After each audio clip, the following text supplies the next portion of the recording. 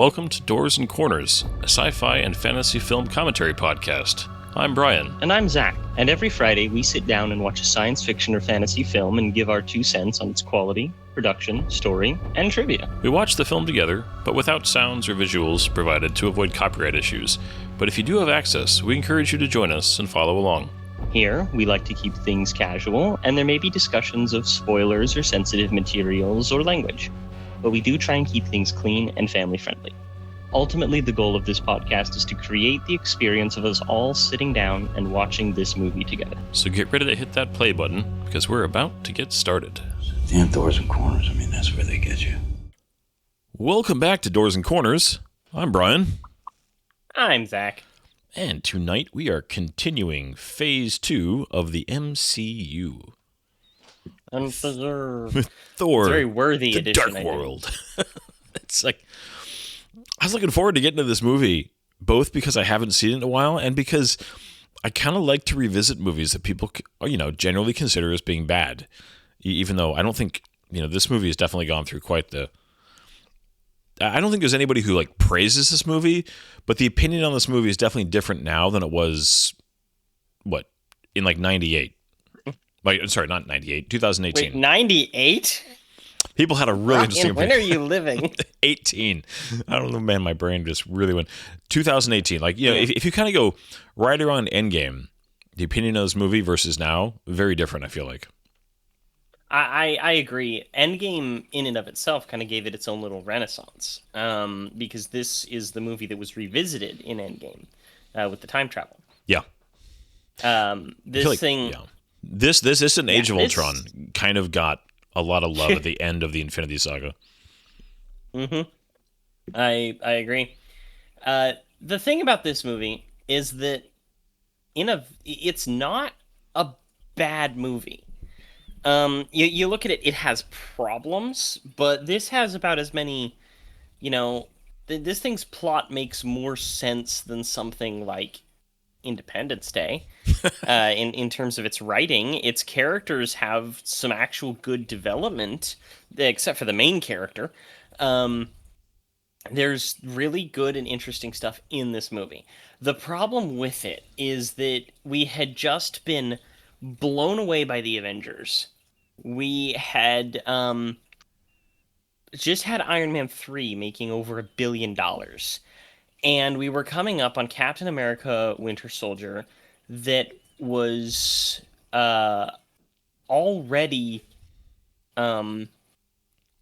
getting good buzz. Because when they first announced, I distinctly remember the Comic-Con, I believe it was 2012's Comic-Con, where they were like, we're doing the Avengers, and then we're doing these other movies, and they announced the slate. They had that first big Marvel upcoming slate with that famous timeline that people have knocked off and tried to copy so many times.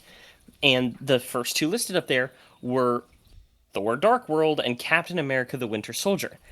And everybody looked at those and went, what the hell kind of titles are those? And I actually don't recall almost any excitement for those movies whatsoever. So they were really trying to be like, here are these movies. Be excited about them. They're going to be so good. But everybody's kind of, know about this.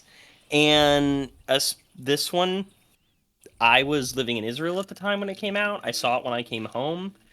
And I actually remember us talking about it, Brian, because we went out...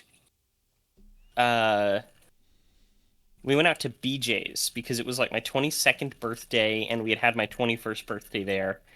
And we were just having some beers. We were just like, yeah, it was fine. Yeah. It's all right. The best way that I can sum up my memory of this movie in that I had to be reminded of almost everything that happened in it. It's just, it didn't stand out as being horrible. It just didn't stand out. I mean, and again, like you said, it got, my memory of it is so swallowed by Winter Soldier and then Guardians, the first Guardians, which were both in very different ways, but just both such memorable films. And this was like, Oh, they're great. They're in my top. The both of those are in my yeah. top MCU movies of all time. And this was like, and there was a Thor movie that happened too, and there were some elves and some red stuff flying around, and Thor's mom died. Oh, that's right. And like Loki faked his death. That's it. Okay. That's all I can tell you. See, you say that, right? And here's the thing for me, at least. Okay, this movie made the MCU, and that's not an exaggeration. This movie laid the baseline for everything the MCU would become after it. It is literally one of the most important movies in the entire series.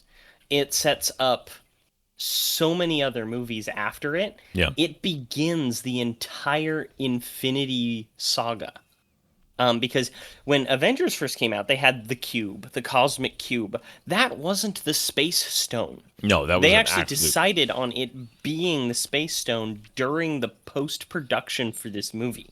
And they added extra dialogue in, which we'll talk about when they get to the exposition scene. Well, even they Thanos at added the end of extra- Avengers was like a last minute, like, what can we do? Right? Uh-huh. Yeah, exactly. Last minute addition. They had a couple of different villains they were thinking about putting in there. And Josh Brolin was, he had only just been hired as Thanos when this thing came out. Definitely not while it was in production. And so the entire thing, in my opinion, is the linchpin of the entire MCU, this movie. And for better or for worse. So, Yeah. Yeah, and I think that there's some good action scenes in this movie. There's there's one of the funniest little bits. I mean, people still talk about it to this day. The little Cap cameo is just a real standout moment. I mean, I think the death of Thor's mom. It's funny because Thor, there was a lot of character development that was set up in this film. They just don't pay any of it off in this film. With Thor. I have the same problem with Thor that I do with Spider-Man in the MCU. Is that because you see genuine interesting pivots in character development with characters like Captain America and Iron Man. You don't see that type of character development with Thor or Spider-Man. They're learning the same lesson over and over again in each one of their movies. This movie, though, is actually the closest that you get in character development after the first one in Thor. Because, like, Infinity War developed Thor pretty well. And into Endgame. They did really good things with the character there.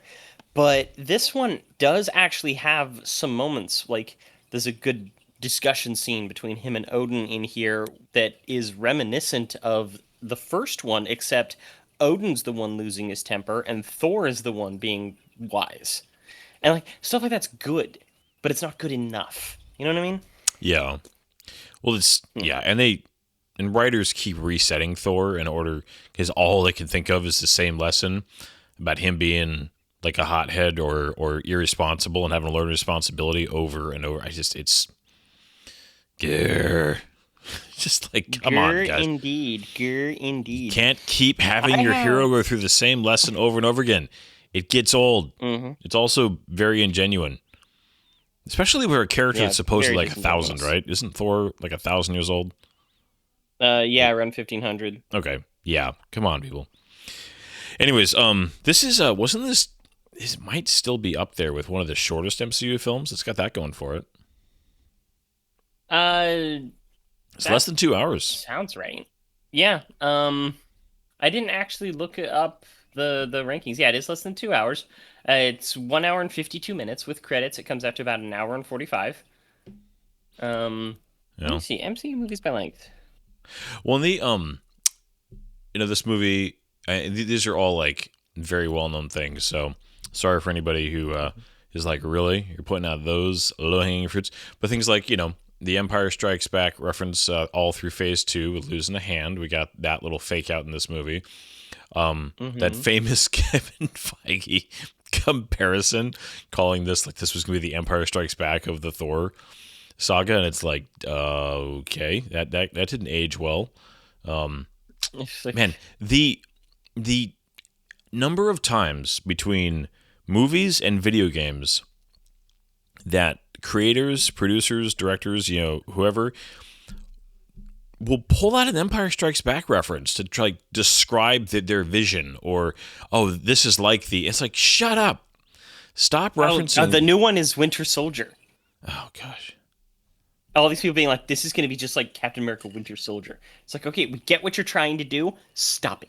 Yeah, stop referencing. Like, do not reference revered films to try to get people hyped up for yours. It is, you are really setting yourself up for failure, for one thing, because you're immediately telling people that and you're making yourself look foolish. Because people want to go like, did you see that movie? Do you understand how good that movie was? Do you understand how kind of arrogant and cliche it is to, before you've even shown it to anybody, try to imply that your movie might be at that level? Don't do it. Don't do it. Even if you genuinely believe it, it's a bad strategy. I wish it would go away as a tactic, because Empire Strikes Back is a big one for us because we live in the nerd space. Obviously, that's a very famous nerd movie. But you hear it also with, Godfather Part 2, or, you're trying to, this is the Citizen Kane of whatever. It's like, stop it.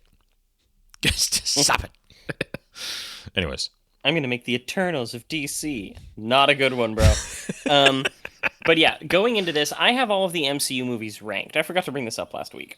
And we've talked Iron about this, Man and I always 3 forget. Yeah, I remember sending it to you and Patrick.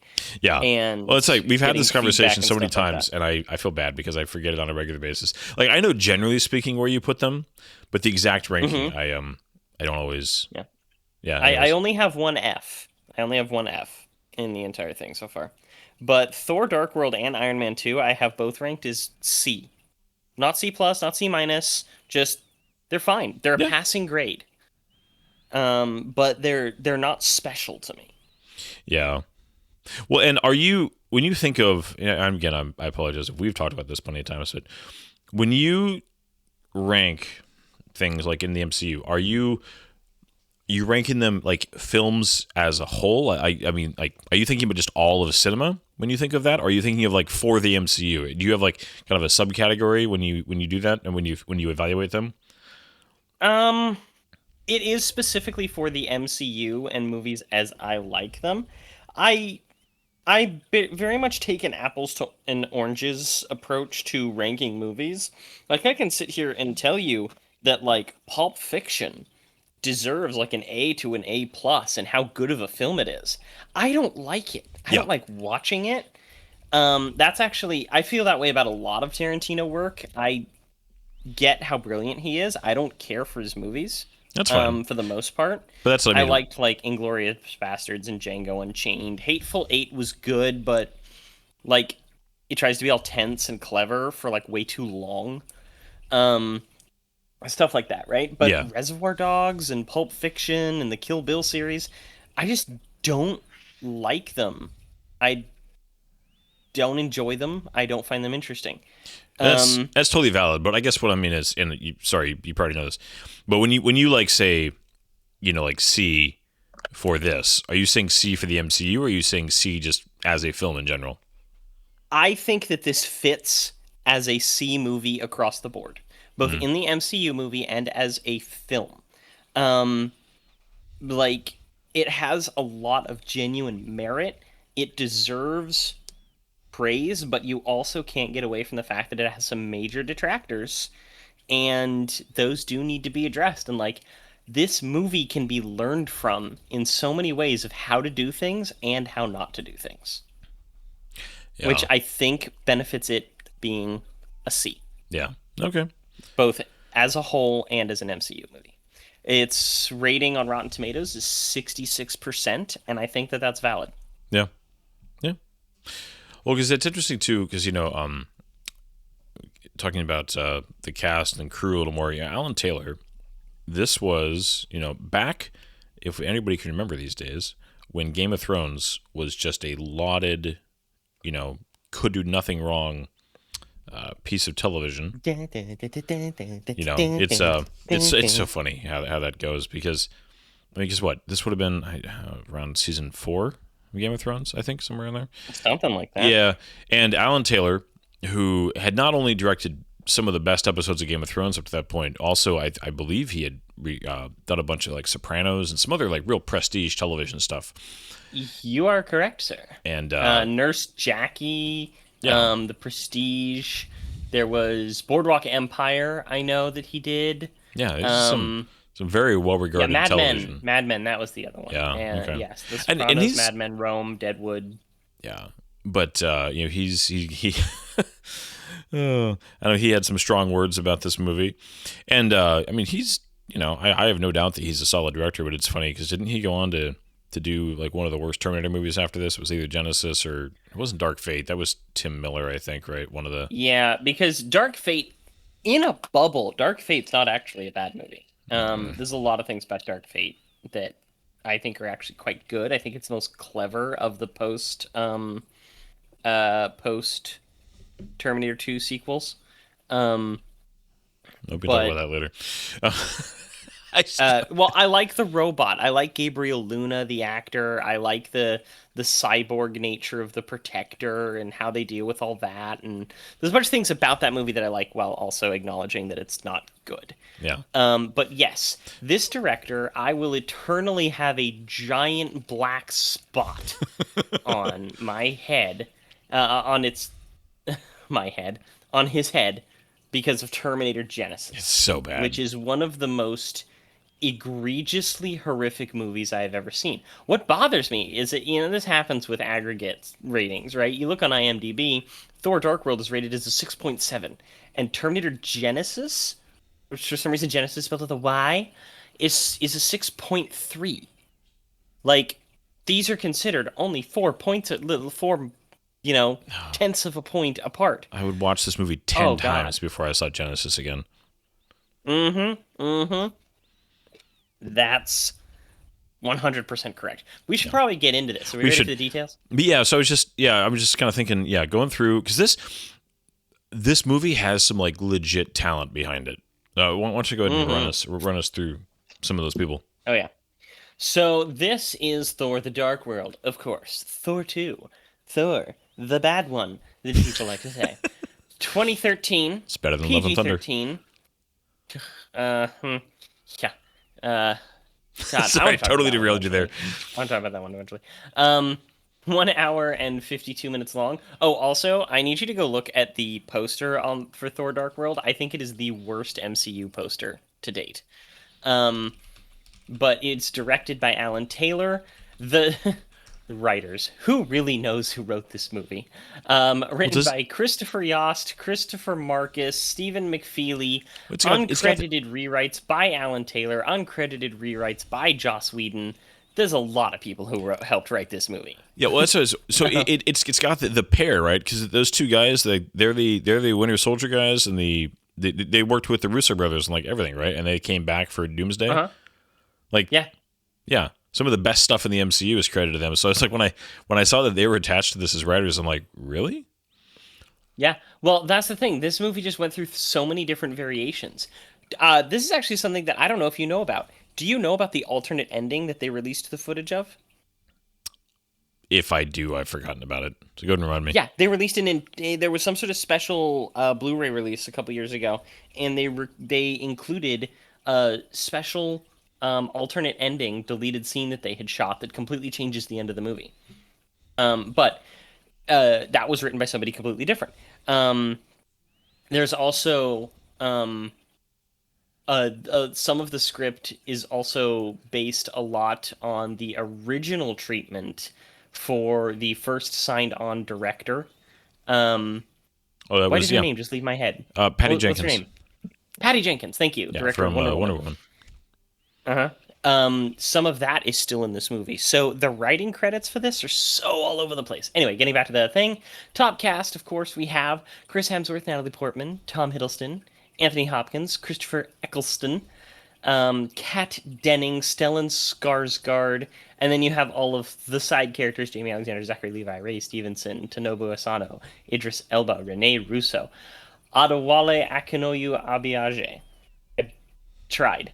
And I like to mention that this also has Alice Krieg in it in a brief Oh, yeah. role, and I love Alice Krieg.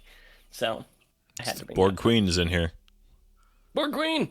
Yeah, I was okay. So this Okay. poster, maybe I'm missing something. This looks like just a very generic, like the way that Natalie Portman's on Thor. It's kind of like the old romance novels or whatever.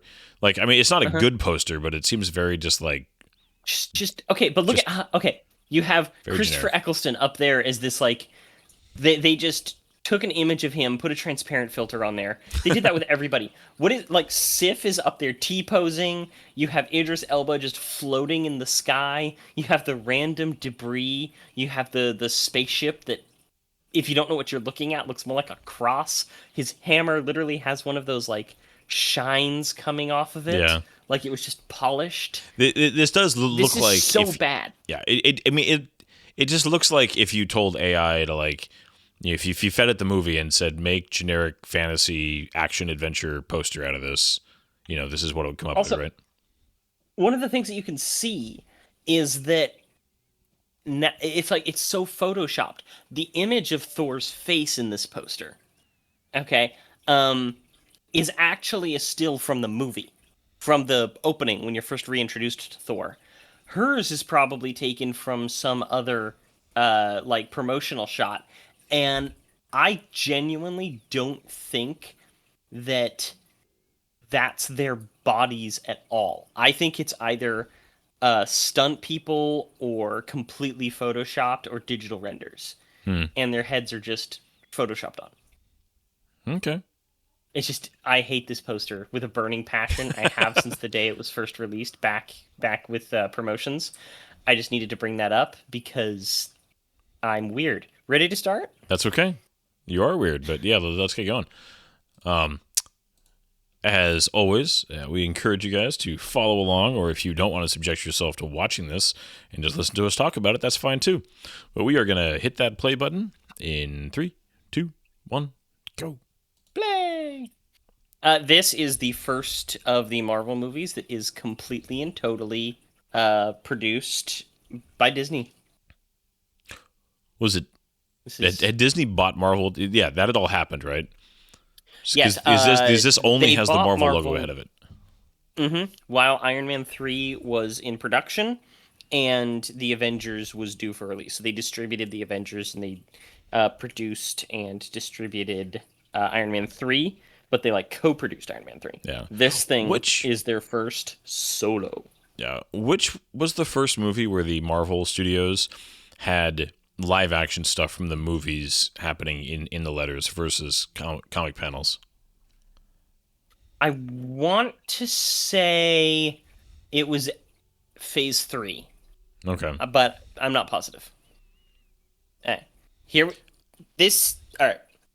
We talked about narrations, opening narrations in fantasy movies, especially with Lord of the Rings, right? Yes. This is the type of fantasy movie narration I'm talking about. This really has kind of a brown and like amber filter on the whole, Sepia. like a sepia. Yeah. Very Game of Thronesy in that way. But I don't hate this opening. I hate the fantasy openings from crap. With like it's the narration and this epic battle and stuff like that. It's often very cliche. This one is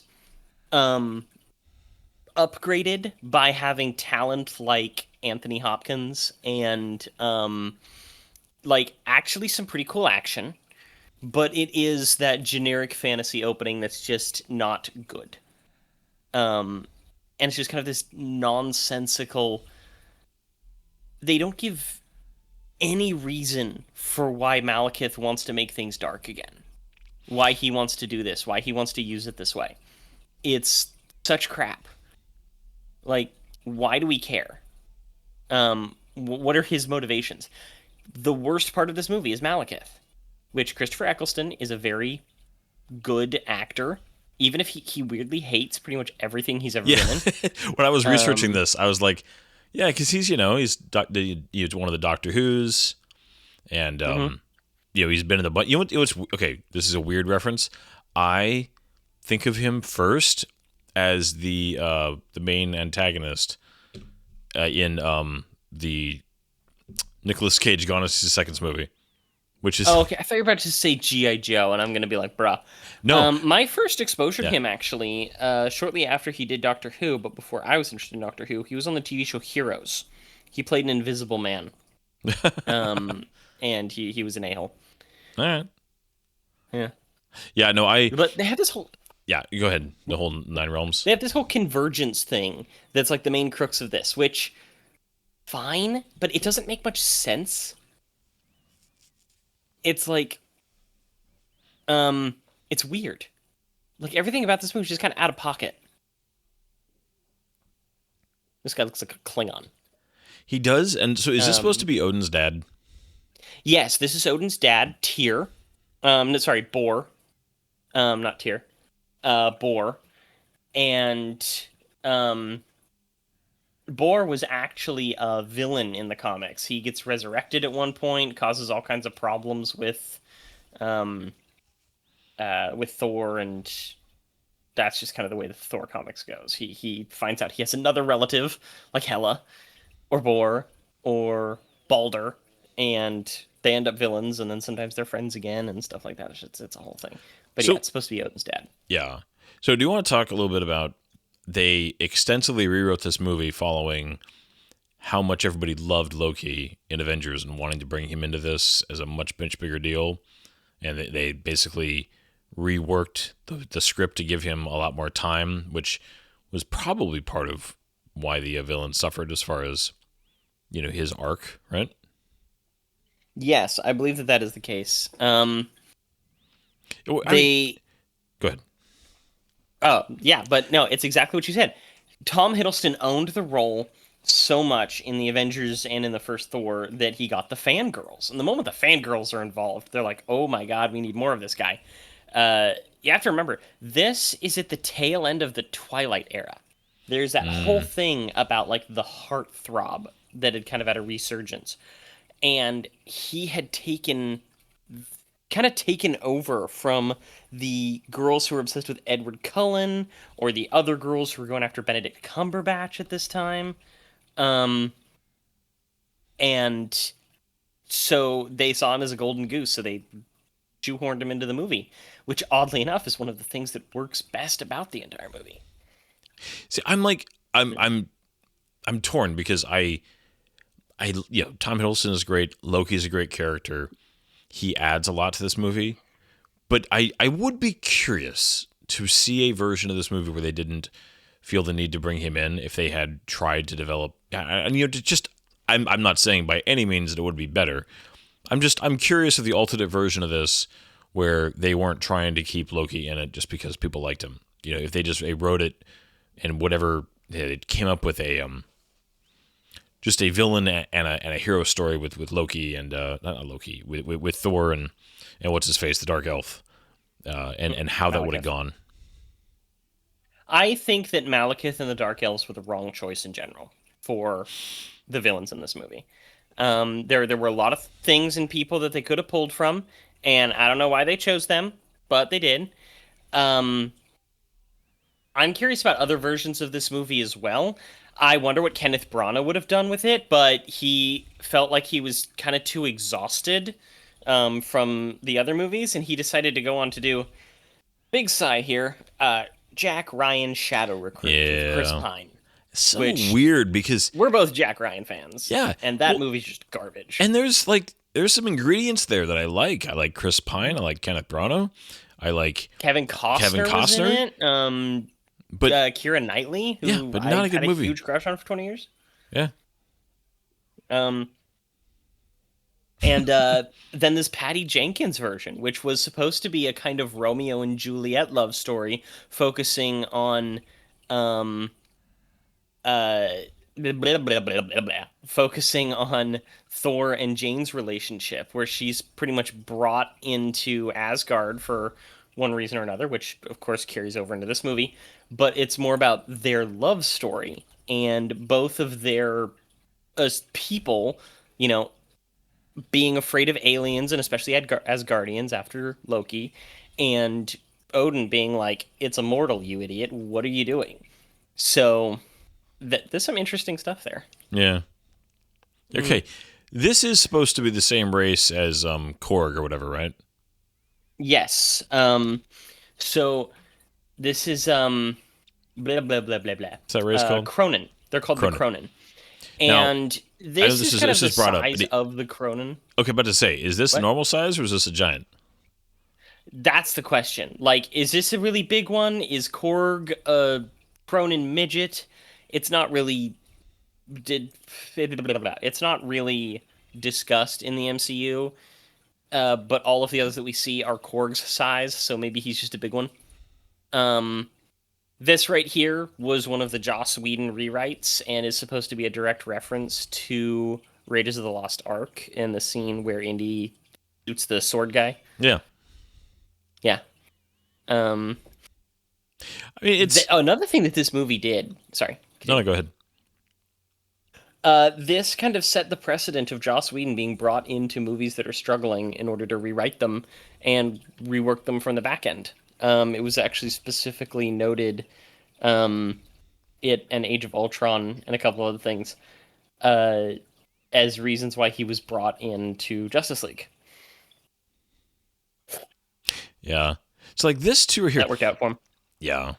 Not really Justice League. It's I mean, this is one of the many crimes of the Thor films is that we never got I think that you needed almost more of a you didn't need like a huge big antagonist. If you had a good adventure movie with Thor and the Warriors 3 and found like a good adventure for them to all go on, I think you could have had just a really fun movie that and make that your primary relationships that you're developing.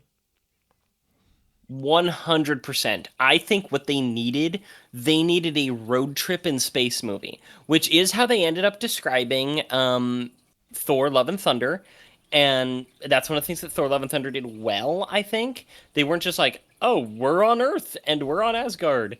There was a travel element, and I think something like that would have worked really well for the Thor movies.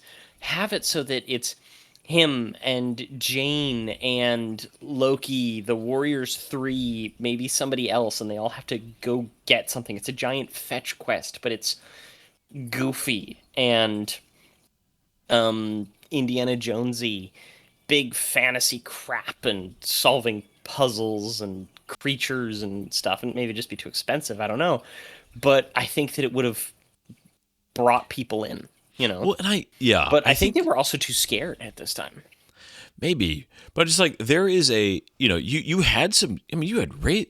Here's the thing: is you got Ray Stevenson, and you got Zachary Levi, who I like both of them very much, and that they're both people with a lot of charisma and things to bring to characters. I feel horrible that I'm forgetting the name of the actress who plays Sith. Jamie Alexander. Yeah, she's great. Here you go. A lot of people think she should play Wonder Woman. Yeah. But There's there's Thor. She's kind of aged. Yep. Look at very good And arms. all props to him. He worked really hard to stay in shape and keep going. He grew out all of his own hair for this movie. Yeah. Well, because he didn't like the way that the wigs looked in the others. Yeah. Well, and especially too, like Thor to Avengers to this, he basically just did nothing but play Thor for a couple of years. He didn't really get a break for a while. But if you had that group, because you still could have easily used this movie to introduce the Infinity Stones and the idea of, okay, this thing is, because you could have had a road trip where it was about setting things up, where they were a mystery turn, something small becomes like something larger, where they realize, okay, something's going on. And like, you could have totally turned this into a movie that kind of set up all kinds of things while at the same time showing Thor growing through building his friendships and the lessons that he had learned, on Earth and with Jane and with the other Avengers, and had a, and you could have worked Loki into it somehow, I guess, but there could have been just this great kind of bonding movie where they set out in something that they think is going to be simple, and it ends up becoming this very interesting setup to something's going on here in the galaxy. There's something bigger happening, and I mean, you would have had something that I think would have been very memorable if you had, and you also could have made it funny. You could have really had some chances for some humor and some. I would have loved to have seen that kind of movie, because you have great actors there that just got wasted. You also had a villain. I think the Dark Elves could have been used down the road in an interesting way if they had been set up better. It's just frustrating, because this is the Warriors 3, and I'll stop after this. Is just one of, I think, the greatest missed opportunities of the MCU. And we were talking about Punisher Warzone, I think 1 or 2 episodes. No, on our best of 2025 episode, and just how great he is, and just the fact that he was in the MCU and just got totally squandered. And I don't think Zachary Levi is on the same level as Ray Stevenson, but also just a really fun character actor who can bring a lot of charisma and fun to his roles, and just completely wasted there too. It's frustrating. Yeah, and being able to play off of the stoicism of the other gentleman. Yeah. Because who's the? I feel bad because I forgot his name also, but he can be funny also. Here we have actually a cameo kind of role by Chris O'Dowd, who, he's a big comedy actor. He's been in a lot of things, he's huge, especially over in Britain. And, it's interesting. He actually forgot that he was in this movie. Yeah, I saw that. There's a really awkward interview where somebody's talking to him about this, and he's just like, he obviously didn't watch any of the Marvel movies, doesn't know anything about what's going on. It's such an awkward interview. But, he's good. And they introduce him here, and you actually feel genuinely bad for him, because he's such a nice and funny guy here. And, it's too bad.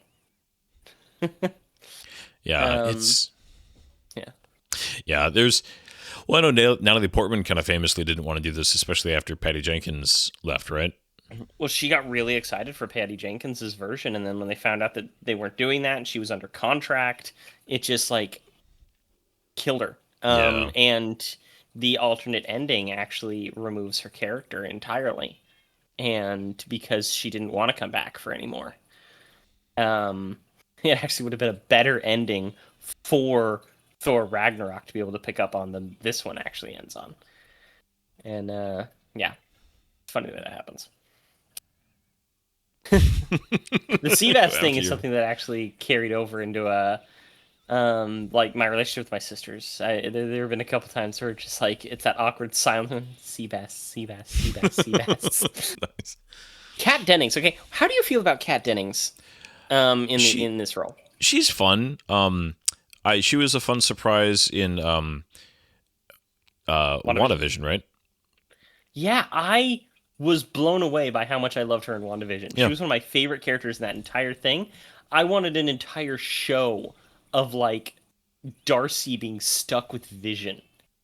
I thought it was hilarious. Yeah, and she actually came back to play Darcy in a lot of the What If shorts, and some of them were really good. Yeah, no, I enjoyed her. I mean, I'm not nearly as. We don't want to go down this path too far.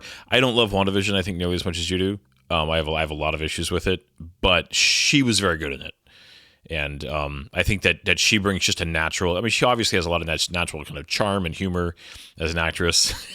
Here we go.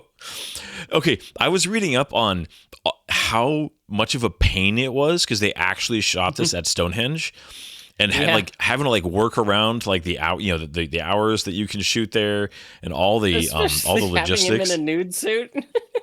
Well, and then what's funny is you go through all the work to go shoot at Stonehenge, and that's all you do, as a joke. I mean, I don't mind the joke. There was going to be a whole thing.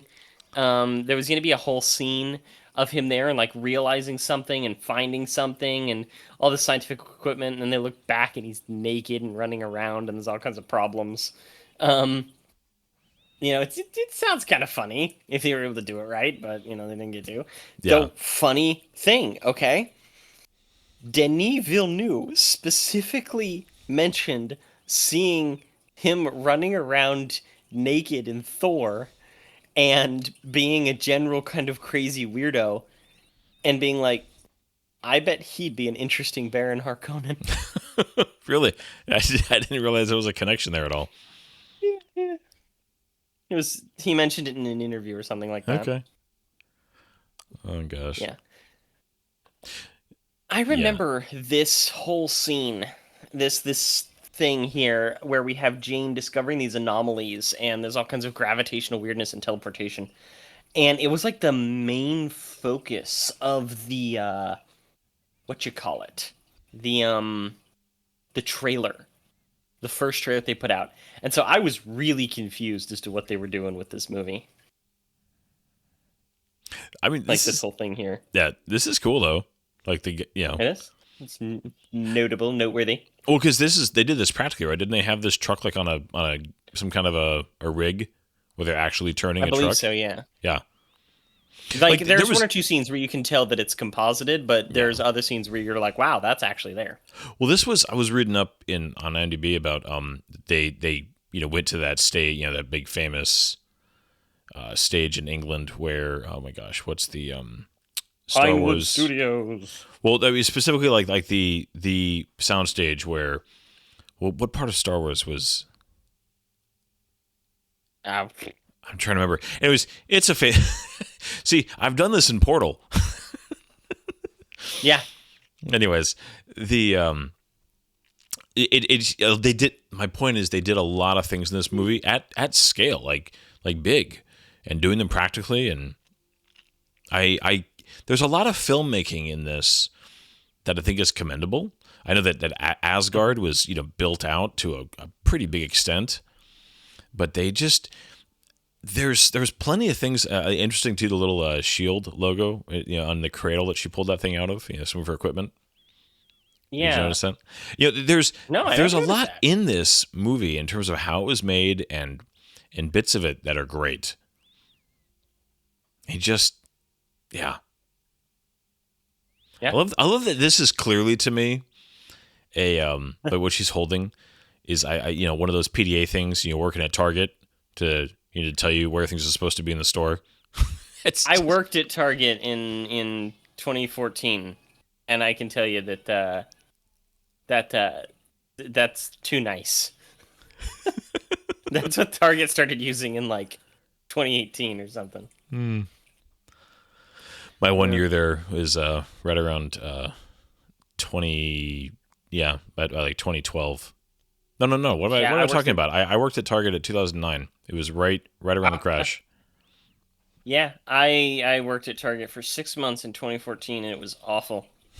I worked with a guy who was actually stealing electronics from the store, and I had to get investigated along with him because we worked closely together, and I didn't know that he was doing that. And he went on to start a podcast where he just ranted about crazy things. Okay, is this always? I just seemed so convenient all of a sudden. Just like, okay, of course. I mean, so here's my thing. This is convenient. She's just investigating these anomalies, and she happens to get sucked into the right hole that will lead her to the Ether Infinity Stone. Like, having it so that she's the one who, because she's researching this stuff, is the one who finds it, is plausible enough. Yeah. But the way that they do it, seems so easy. Highly convenient. Yeah, it's just like so easy. Yeah, it's like 2 or 3 minutes. Just randomly goes to this, old industrial park. Gets separated from her other team, and just it's so fast. I think that's part of it too. It just seems so quick and easy. With no, and it's not explained where that hiding spot is, why it's important. Yeah. And Well, then and why this there right would here be is a a weird, convenient, almost plot hole. yeah. Is that like the Dark Elves wake up because they sense the ether, but then later in the movie, there's this whole thing about how if she hadn't found it, the Dark Elves would have found it first, but which thus makes a BS plot hole because they only woke up because the ether woke up. If she hadn't found it, Yeah. the convergence would have happened and they would have just slept through it.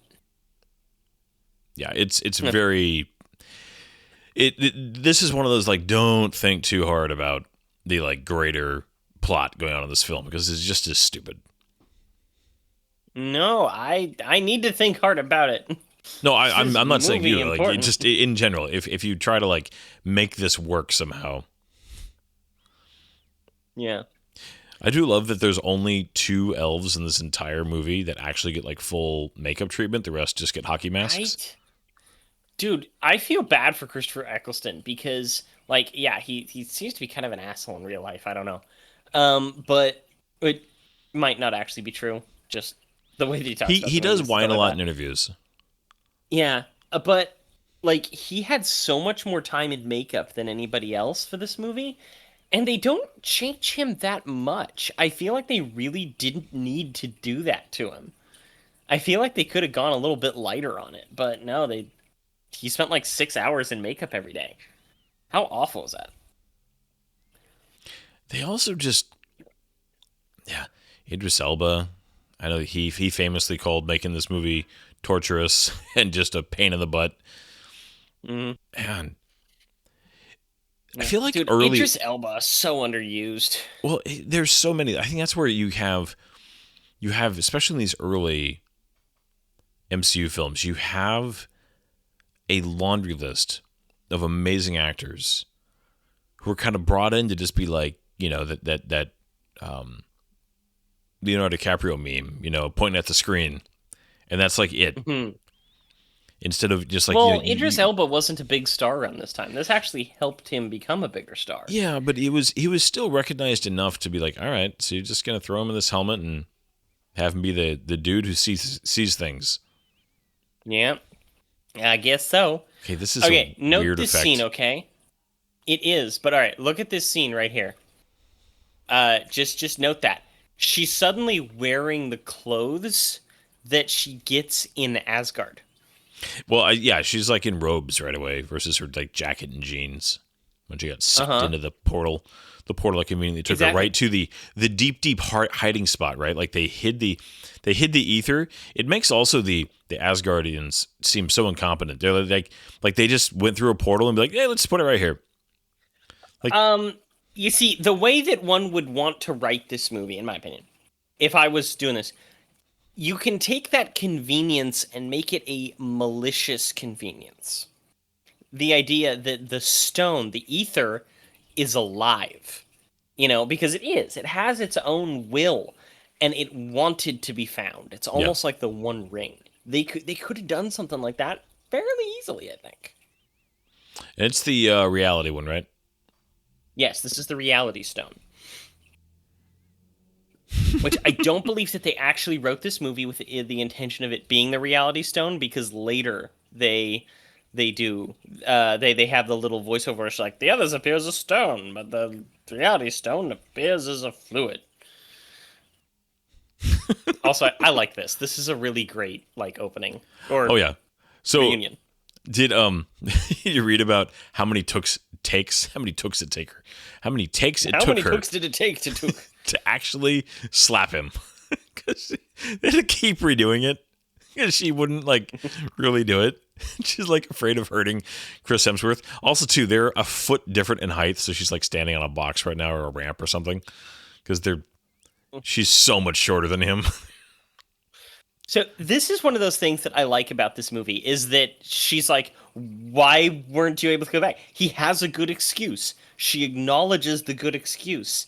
Like there's obviously high emotions, but there's reasons why these things were happening, and they communicate like rational adults. Yeah. Um, it's just like I like that because in so many other movies or a sitcom or something like that, uh, lesser anything would have used that type of miscommunication as almost like the entire jumping off of some sort of drama. Yeah. Okay, by the way, did the dry patch follow her? Because her hair is not wet at all. No, that was actually pointed out. The dry patch followed her. Followed her, It's okay. the reality stone inside of her. Oh, that's right. Okay. I do love just her reaction. It's fun. Space is fine. Space. Just like, oh my I gosh. I like when there's cross interaction between characters that way. You know? Because he and Darcy don't get much space, No. right? They don't interact a lot in this movie. But when they do, they do actually give them a little bit of time to interact. And I like just little details like the way that there's that explosion. So the first thing he does is cover Darcy. I do love. Lots Sorry, of good little I love details that in this one line. Just the "so am I." Like Thor's like, yeah, because we're at the point where the world knows about the. Notice the car. Yeah, I think this is an interesting time too, where like the world knows. They've obviously been. The Battle of New York's happened. People are starting to understand these things, become more common knowledge, but it's still not super common to run into a superhero. It's not like, oh, hey, Thor. It's like, sir, he's got a little billy club. That's a brave cop. So that was the piece of the car, I'm assuming, right? The bumper that just came flying through there. I love the little details in this movie. That's one of the things that this movie does really well, is it has really good little details. Yeah. And then here we are back at Svartalfheim, or Svartalfheim. They pronounce it with an extra V sound in God of War Ragnarok when you're traveling to Svartalfheim. Which is the We're in Iceland all of a sudden. Have you traveled to Svartalfheim yet in God of War? No. Yeah, it's cool. It's a really cool world that they've got there. They use it as like the dwarves. Yeah. But this is Instagram. This is Iceland with an Instagram filter on it. Yes, Iceland with an Instagram filter. So they have this whole thing which is like, oh, I'm going to restore our home world with the ether. And okay, that's fine. We didn't get to see the home world. We didn't get to like know what it is that he's fighting for. Here's Alice Krieg, the Borg Queen. She's so good. She should have been in more. Yeah. Yeah. Okay. Would they really not know what this is? The thing is, I think that this is supposed to be a translation thing. They're completely different societies. And she thinks that Jane is a caveman. So when Jane sits there and goes, oh, is that a quantum field generator? This lady is thinking of it in entirely different terminologies to where that doesn't mean anything to her. This is just a quaint little caveman term. And so when she pulls out, does it do this? She's like, oh, well, actually it does. And you have that little moment of acknowledgement where you realize the caveman is smarter than they look. Well, yeah, I do really appreciate that Jane, especially given the way that her personality has been set up in the previous film, there's the fish out of water humor, but she's also very intelligent and she handles it well because she is somewhat prepared for this, and her personality type would be just very kind of curious and knowledgeable, enough. And it's a good balance between the fish out of water humor, but also being true to her character. Mm-hmm. Yeah. And this was an interesting scene. You get Odin being a total ass, and then all of a sudden he's like, okay, let's have a talk. And this is the exposition scene. And you can tell that so much of it was added in post-production because all of the stuff that ties into like Infinity Stone things, it's not actually showing his face as he speaks.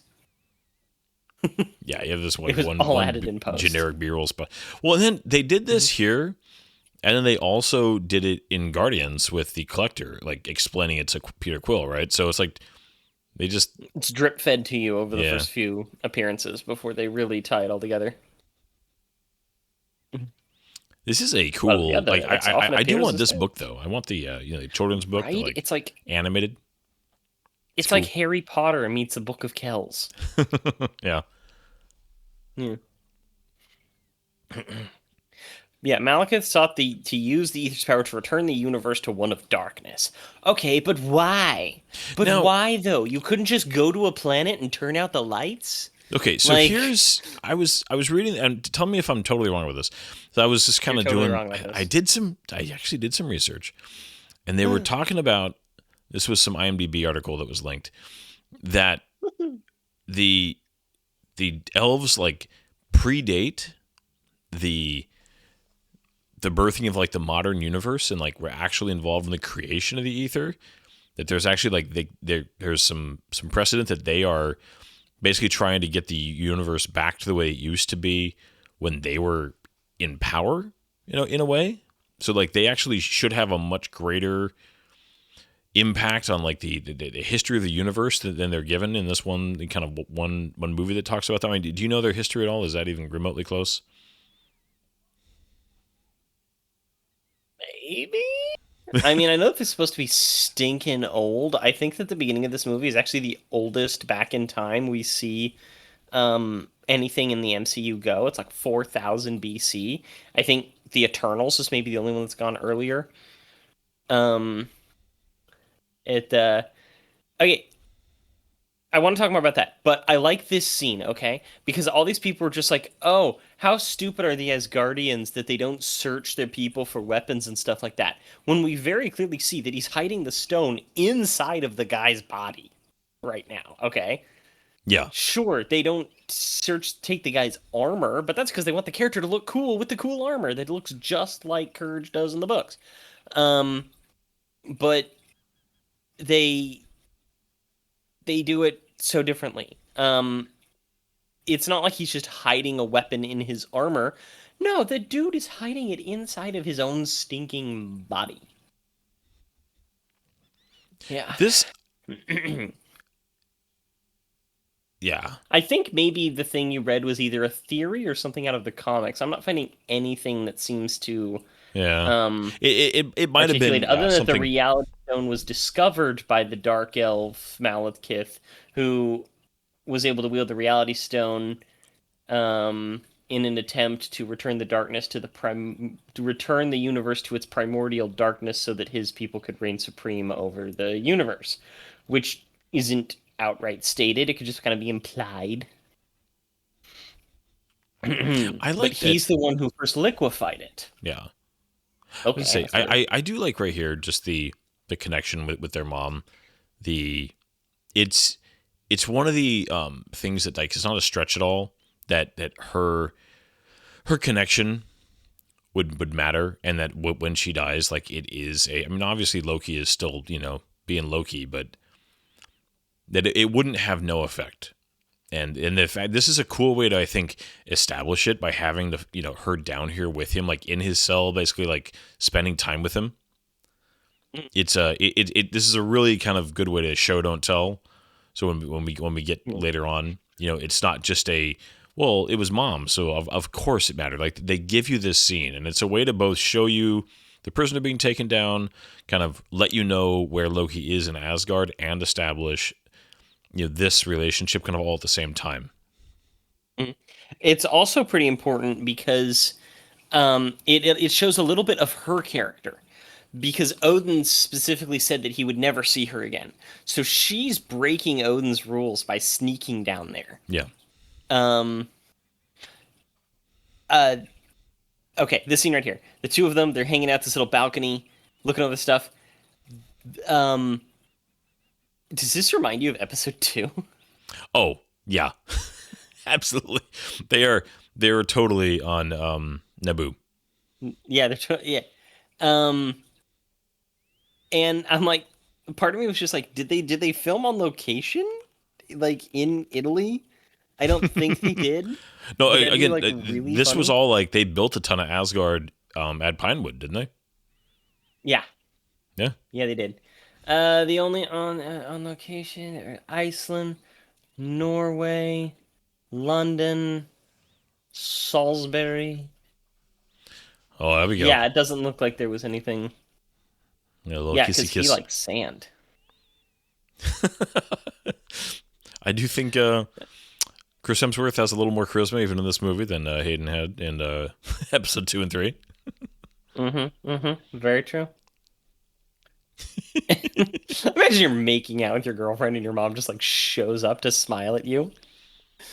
Um, she's kind of got Leia buttons going on right now, doesn't she? A little bit. So this was apparently also a little reference to a classic film that I really enjoy, The Great Escape. Steve McQueen's character is famously tossing a baseball constantly. I guess him with a cup. One of those classic things that everybody copies. I remember, like there was a Bugs Bunny cartoon that I watched where he did it. There was a superhero cartoon I watched where they did that. The show Archer, he's in space in prison throwing a baseball, and gravity keeps causing it to just kind of slowly float towards him. And he's like, "Eat a dick, gravity!" Just kind of doing the Steve McQueen thing. Oh yeah, because there's But I there's really that. like the design here. This is a very accurate comic book design for the character. He's So angry. cool. So cool. You see, I really dig the aesthetic to this movie. The fantasy mixed with technology is something I really like, and you don't see it very often. It feels very Dungeons and Dragons in a lot of way. I do really like the force fields. I think that it's just a cool the texture on the force field, along with the idea that they kind of flex. You know, like when the dude's like head is being pushed against it, it's like bowing out, like it's got a little eesh, this poor guys. So one of the things I like about this is that they take sci-fi technology and they make it pretty. They give it like this because a lot of futuristic stuff actually tends to have an aspect of brutalism to it. I would even describe like Next Generation. Maybe it's budgetary, but it also has that kind of, oh, we're austere future people. Despite the movie being an absolute smoking hot turd in so many ways, Jupiter Ascending did it where they make the kind of futuristic technology like this aesthetically pleasing in an almost fantasy-ish way. And I like that in sci-fi. It feels a little bit more human to me that they would make their stuff kind of look pretty. Yeah. Well, and especially it's not only Love pretty, this. but they also, some really fun kind of Viking influence and Scandinavian, obviously.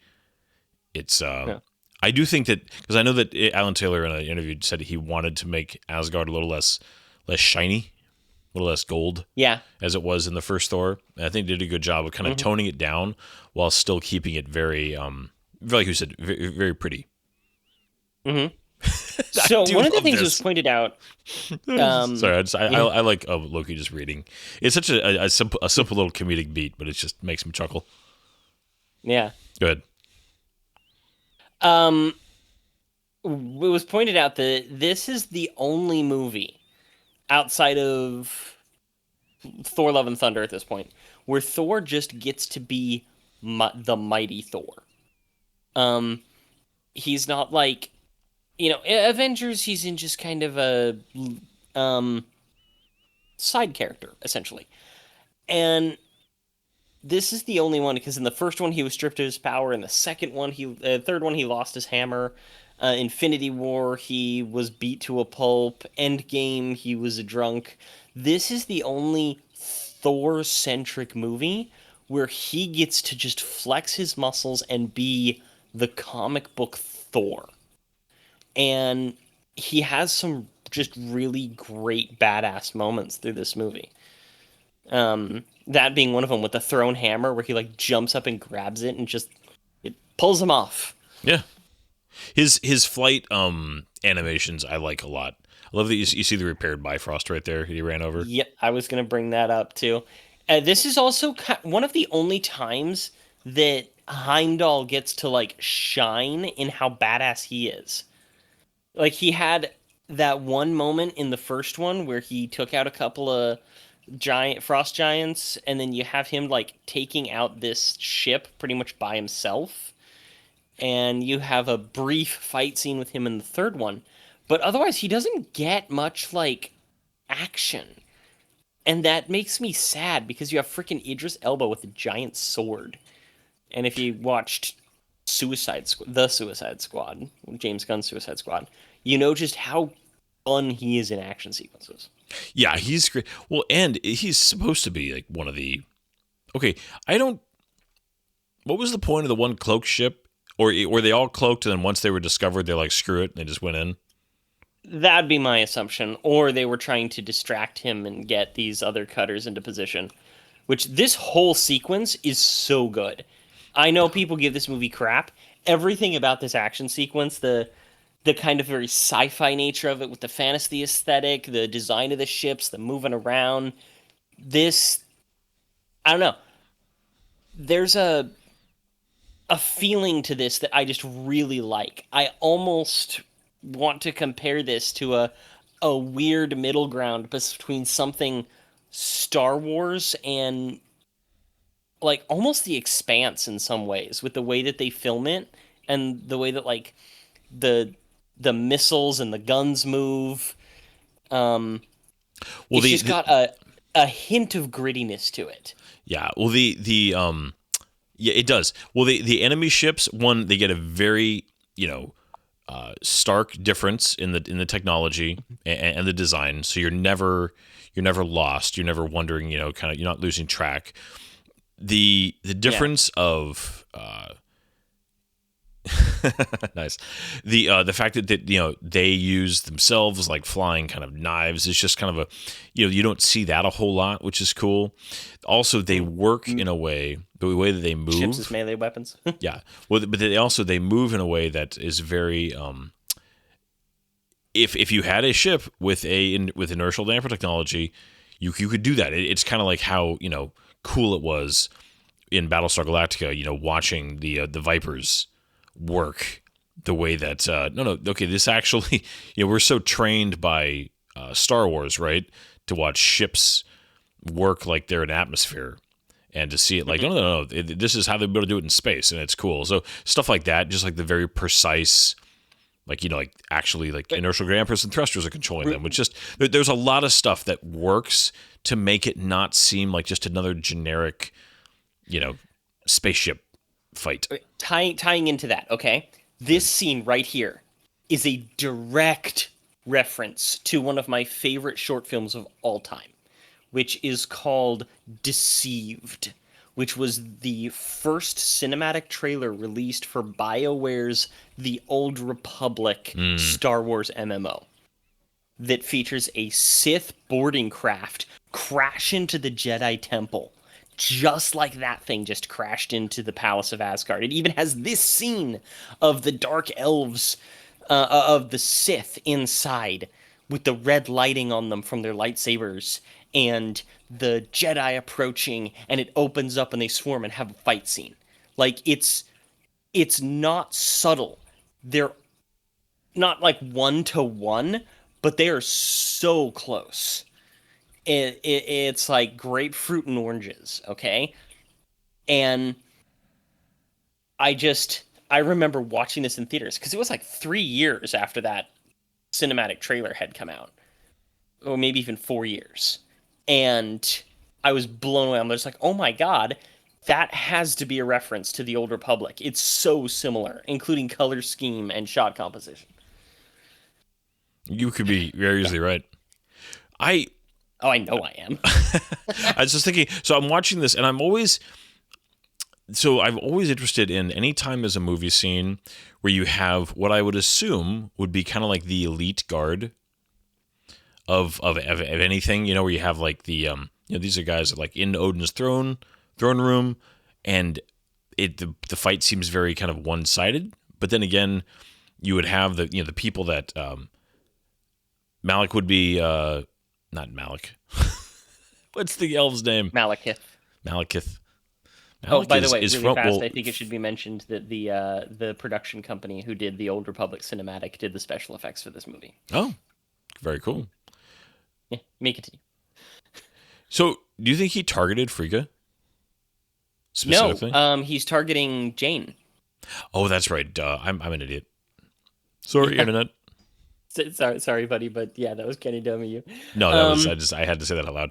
Okay, does his armor? This is gonna sound mean. Does his armor make him look a little fat, like a little heavy in the middle? it Depending on the angle, the chest, like the chest piece that goes down over his like towards his belt. I actually don't think it's that. I think that the chest piece is made to look a little wider because he's got this shoulder rig that gives him this cloak and everything.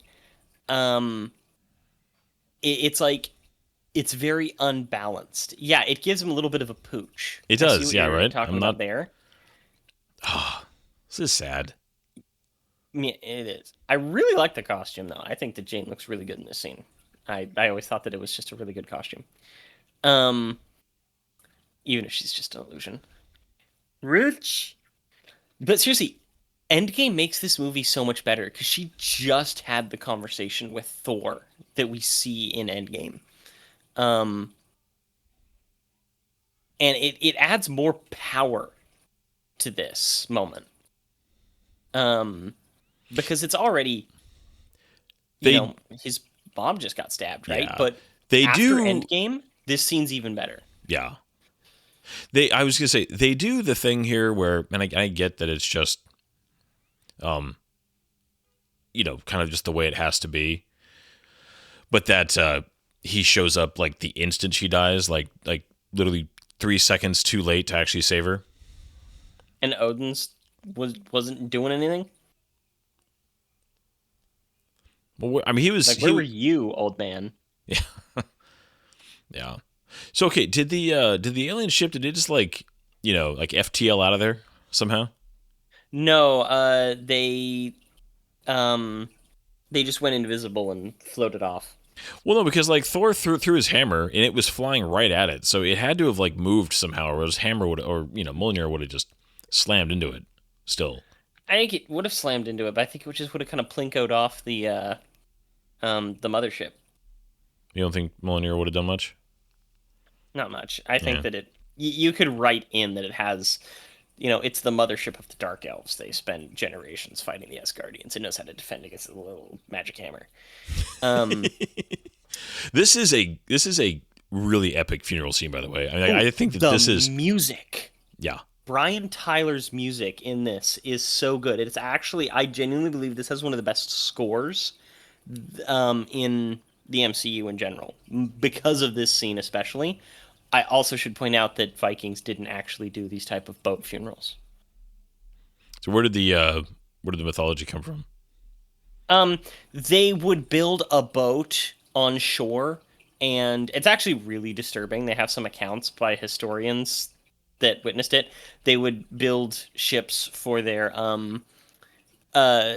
that they would have on land, and they'd turn it into a bonfire, and they would take a young girl and give her a whole bunch of drugs, give her to all of the dead chief's best friends to have fun with for a little while, strap her to the mast while she's still alive, and then burn the whole thing with the dead chief's corpse.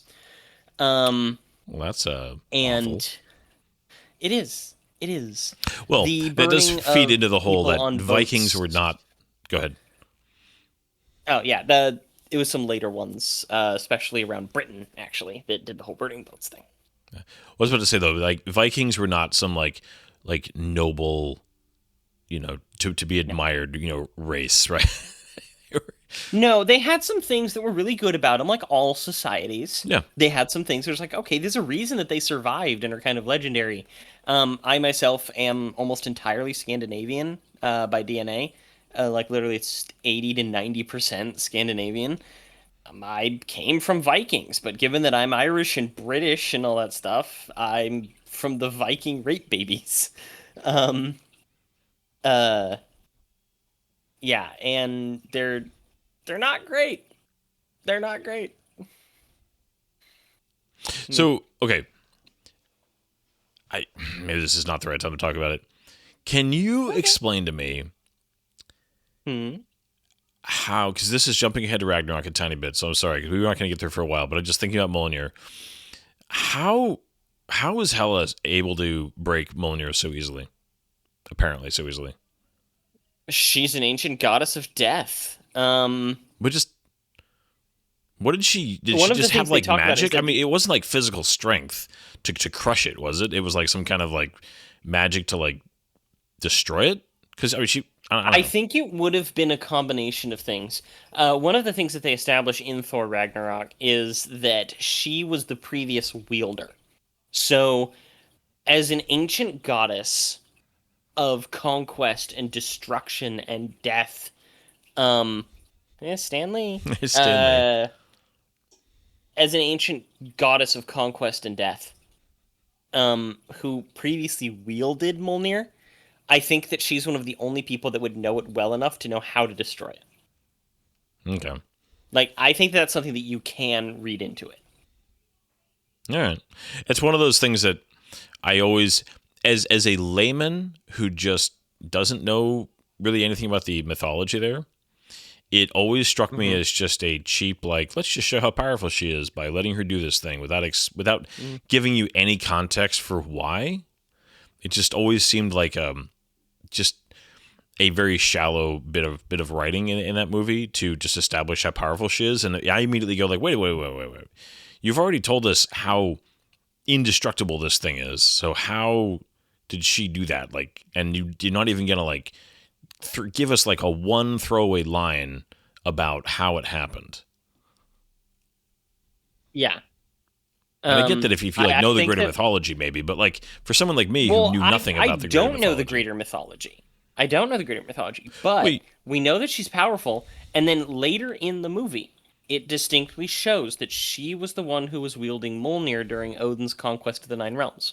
So you can kind of put it together in retrospect that if you really wanted a reason why she could destroy it, one is that she's just as powerful as Odin, who helped build the thing, yeah, and then two, she knows Mjolnir, so she yeah, would know its weaknesses and know how to counter it. okay. Anyways, I'll stop with that because we'll it's a different movie, but yeah, the I do like that there's still ruins here on the ground and stuff that they do stick with that, but it's so the Yeah. it's a weird shift here in the middle. So okay, so they were showing there that it's still like the elf ship is still sitting there cloaked, just right over Asgard. It's odd to me that they've established that Heimdall like noticed the one, but that he could. Yeah, I don't know. This is where I feel like there's a lot of just things are happening because they're happening. Okay, I can see that. And I mean, it's not egregious, not by comic book movie standards, because just sometimes the plot's just got a plot, but there just seems like a lot of all of a sudden you have these like there's some real emotional weight to all this, but as far as the story goes, this really just feels like it just kind of just rolls through some stuff conveniently to get to the next act. Yeah. I like this scene because it almost reverses the roles between Thor and Odin from the first one. Yeah. Also, something we didn't talk about is that the Dark Elves, this movie introduces like single deadliest um the single deadliest weapon The little in black the hole grenades. entirety of the MCU, those black hole grenades. Oh my god, I want a black hole grenade. It was a I mean, I really don't know cool what to use it effect. for, but I want a black. I was okay. Yeah. I was reading about how they did the effect there.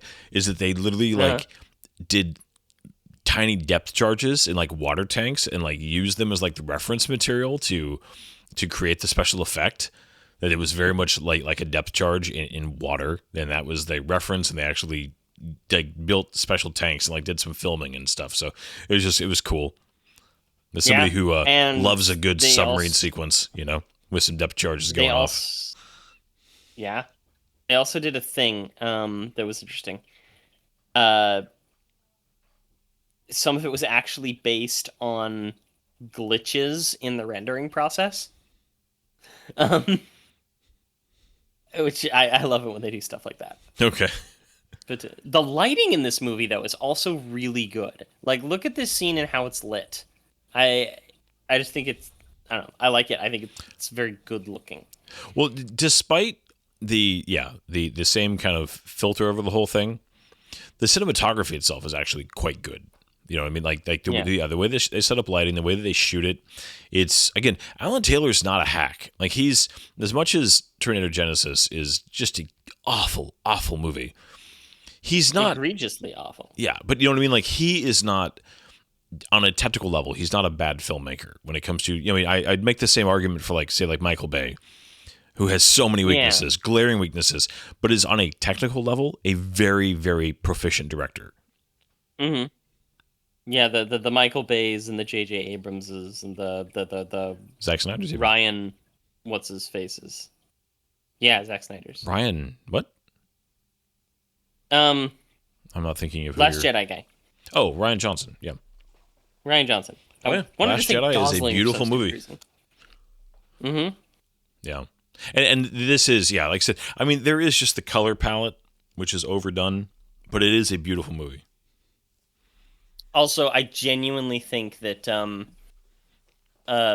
Idris Elba wasn't actually in that scene. I think that was a digital face replacement because his face just moves so funny and it doesn't quite look like him. So, would you agree with? It's funny. Yeah, you're probably right. I think this is a better looking movie than Avengers, easily. Oh yeah, well, the Avengers has the problem of the lighting and cinematography being TV level. Yeah, like that's something that's blatantly acknowledged. So it looks almost like a soap opera. Yeah, it's weird when you go back to Avengers, and it does. It looks like an early 2000s TV show, and you're like, you had how much money? I really love that reveal. I think it's one of the best like Loki moments. I think that. I just think it's fantastic storytelling in that moment too. Just seeing him here, because you had that little moment earlier where he finds out, you know, without any dialogue, and then he just kind of shrugs and everything flies away from him. And then you cut back to it here, and you kind of see that it wasn't just that one outburst; that it kept going. And he's a mess. He doesn't have his nice jacket anymore. Yep.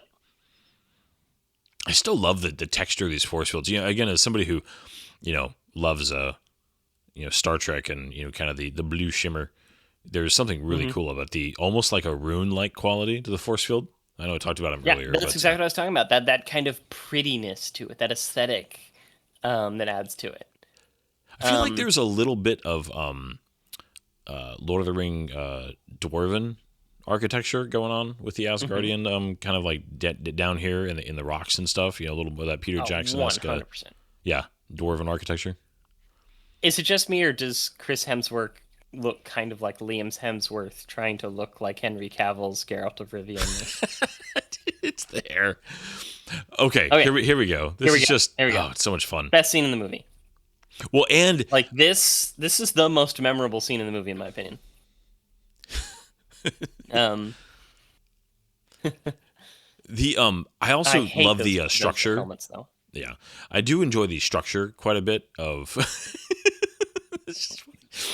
Oh gosh, and the fact that it's still his voice, it's just great. Yeah, but the whole kind of having the flash arounds to talking about the plan while also showing the plan happen and kind of all of that. Very heisty.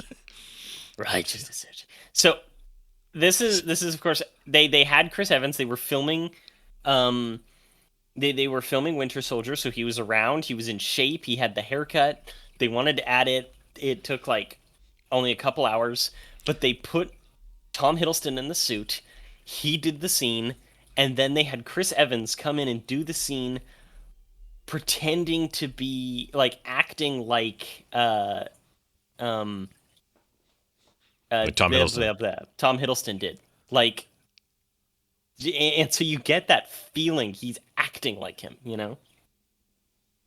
I love it. Yeah. Well, and also, they call the guards Einherjar, which bothers me. Einherjar were undead soldiers, not just like the palace guards of Asgard. You've been playing God of War, right? The 2018? Yeah. I am. The Einherjar are some of the Draugr. Oh, really? There's different types of Draugr that are the Einherjar. Dude, I love that she acknowledges it. Oh gosh, the New York. And I mean, Loki, that's one of his lines, right? He says that to a lot of different characters throughout the MCU with the whole, like, I like her. And Yeah. Tom Hiddleston pulls it He off so usually well. likes them when they're violent against him. Mine. I do wish that the Warriors 3 had just also, I mean, okay, we talked about this earlier. Wish they had more to do with this part also, because you could have had them be more involved with the end here. You could have used them better without making the movie about them. You still could have used them better in this story. Okay, something else that I didn't know about until I was researching this movie. That old guy who comes up to Odin is like, "My lord, this thing's going on." He pops up a couple times in the movie, and he's just this generic dude in the background. He's credited as Tyr, like Tyr, one of the Allfathers.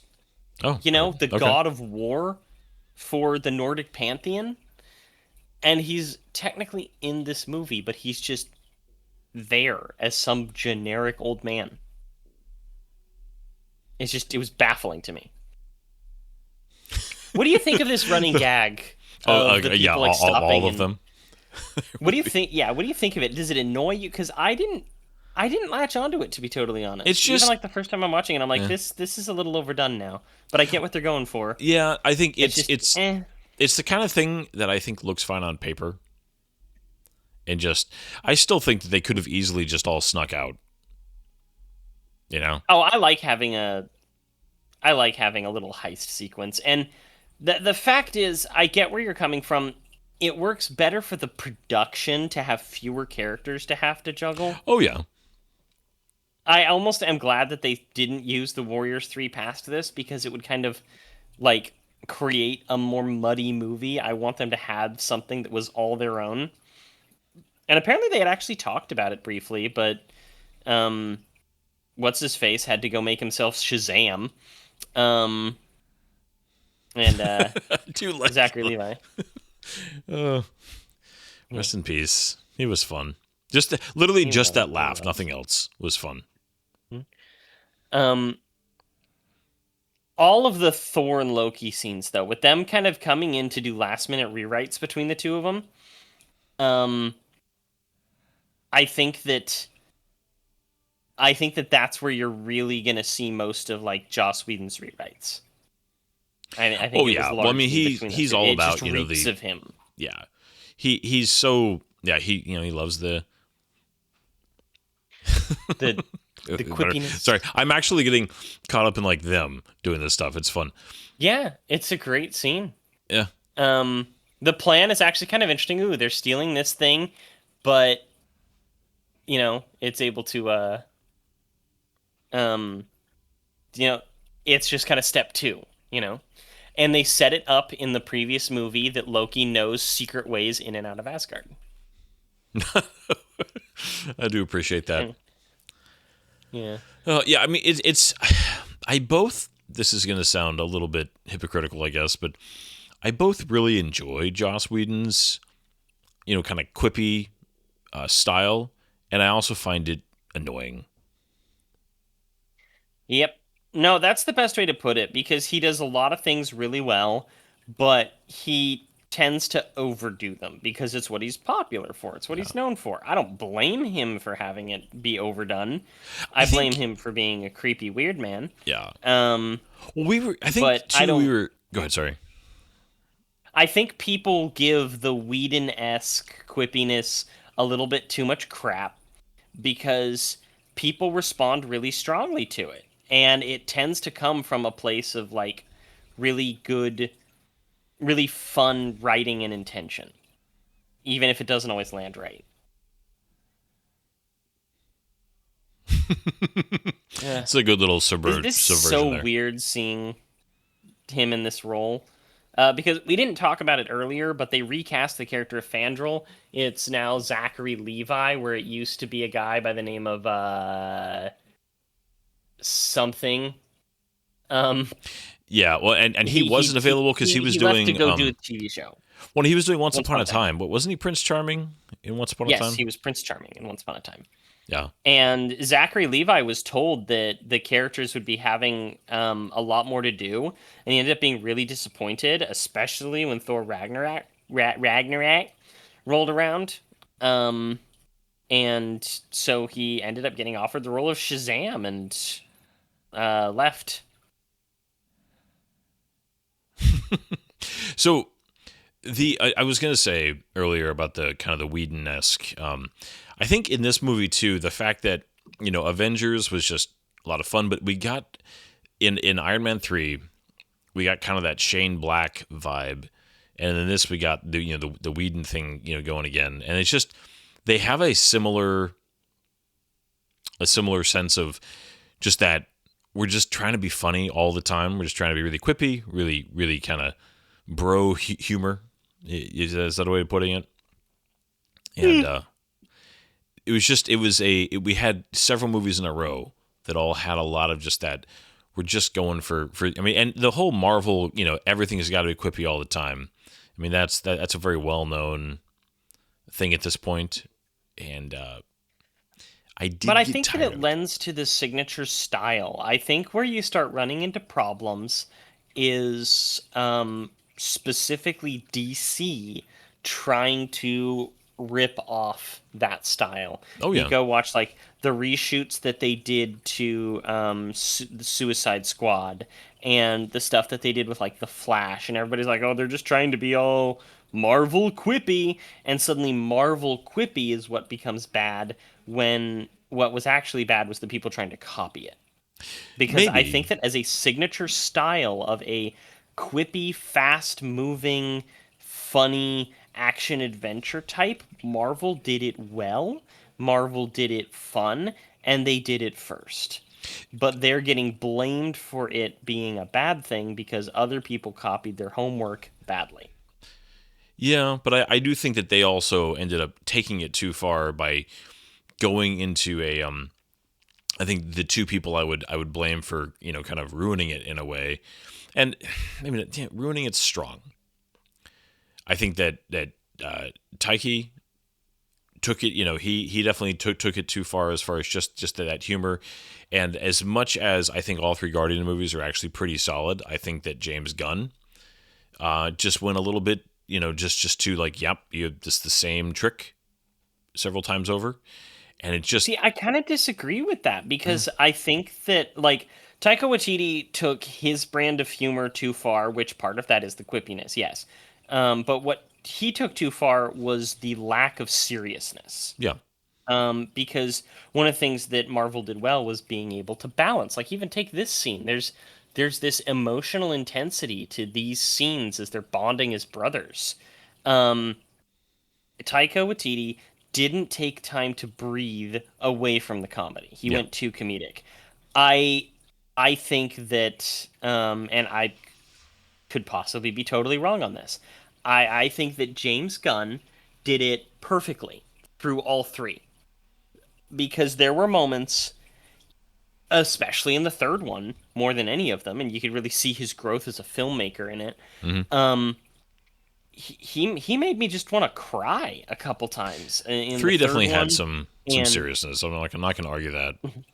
the second one had like some really good dramatic moments. Um, uh, uh, Especially with the whole like you murdered my mom. Though we'll get to that because that's a thing that just bothers the shit out of me, in certain eras of Marvel. Um, but uh, then the first one was kind of the goofiest, I think. But I just think that they did it so well. They like Joss Whedon started the quippiness and James Gunn perfected it.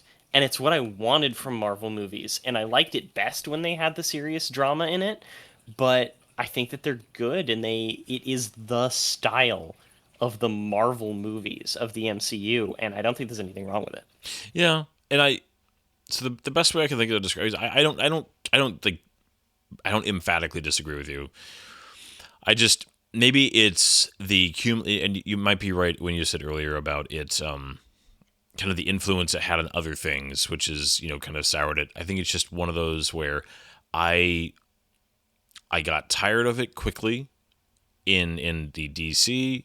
I got, I was somebody who, I will go back to the first time I saw Ragnarok that I had some issues with it.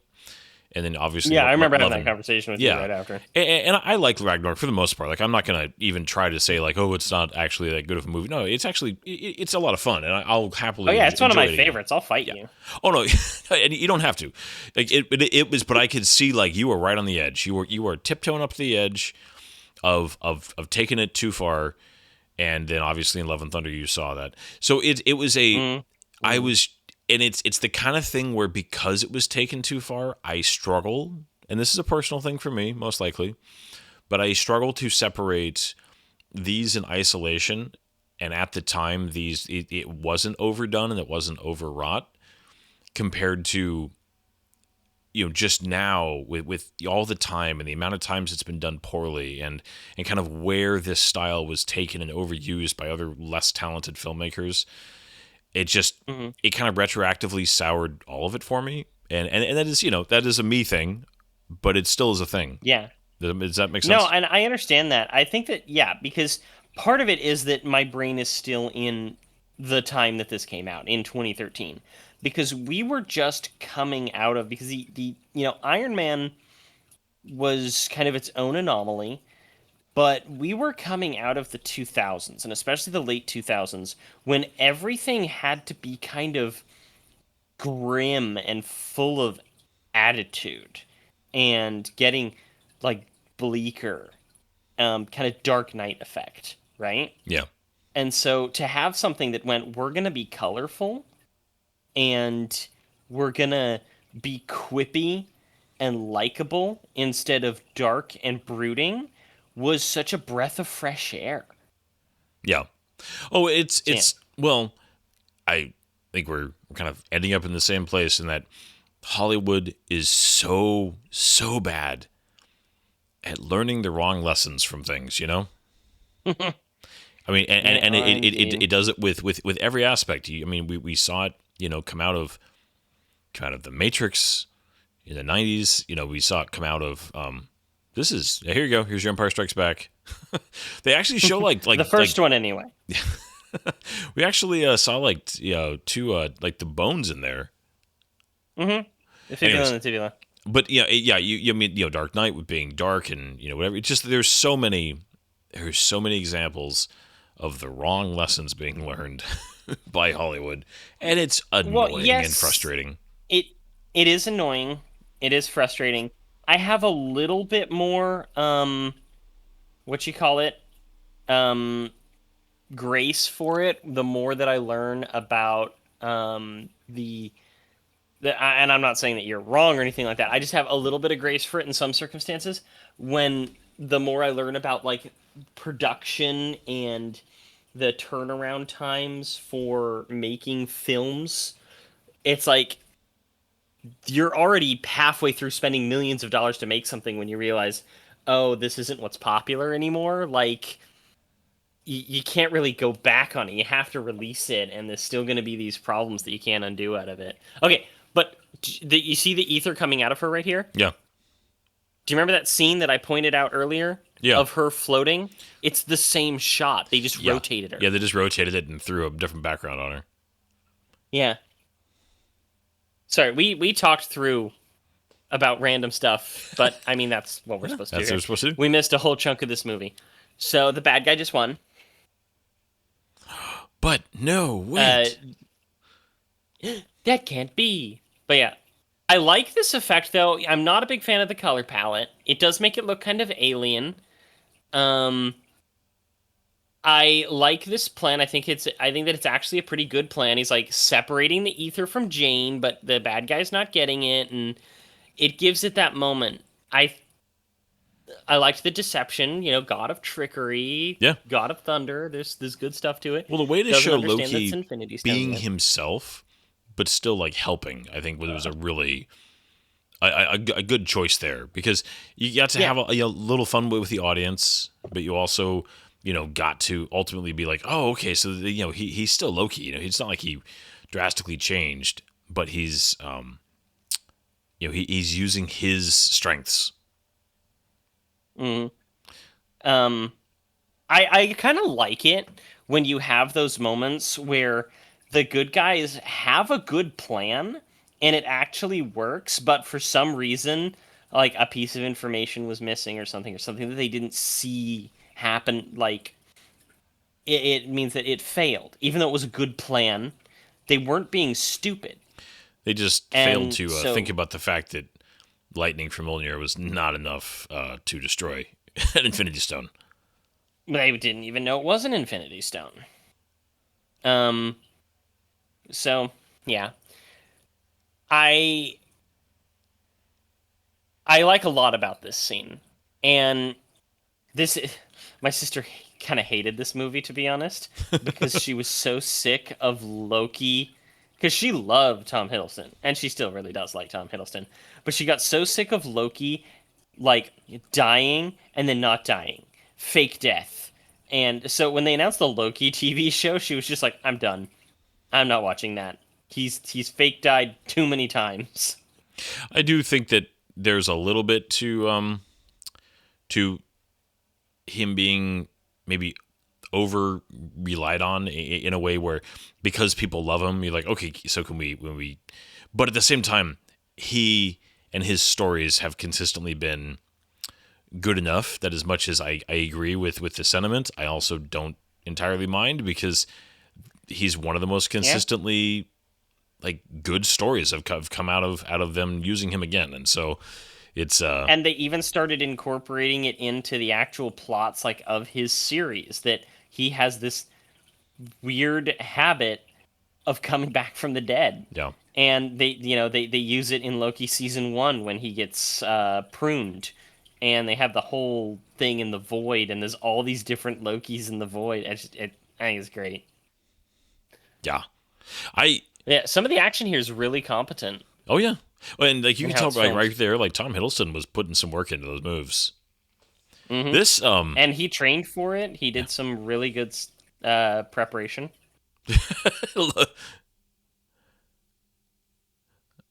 He just gets it in the back. he Like, did. sir, really? The hug of death. It is kind of a weird way to die, Yeah. though, isn't it? It is Like the hug of death. yeah. This guy See you in hell, monster. he got the grenade. Like, this is the right way to kill a villain like that. With Though his we've own. seen the utter power of these grenades, and just to see him like slowly crushed like that. Oof. Yeah. Brutal. They did change the effect, though. I mean, granted, they're trying to show the energy inside of him, kind of being ruptured, right, and kind of glowing. But they, it looks. I mean, even though you know what's happening because they've trained you based on the previous shots of the grenades. This is a well acted scene, by the way. Like, sometimes Chris Hemsworth. And I'm not saying that he's, he's not Patrick Stewart, but he is not a bad actor.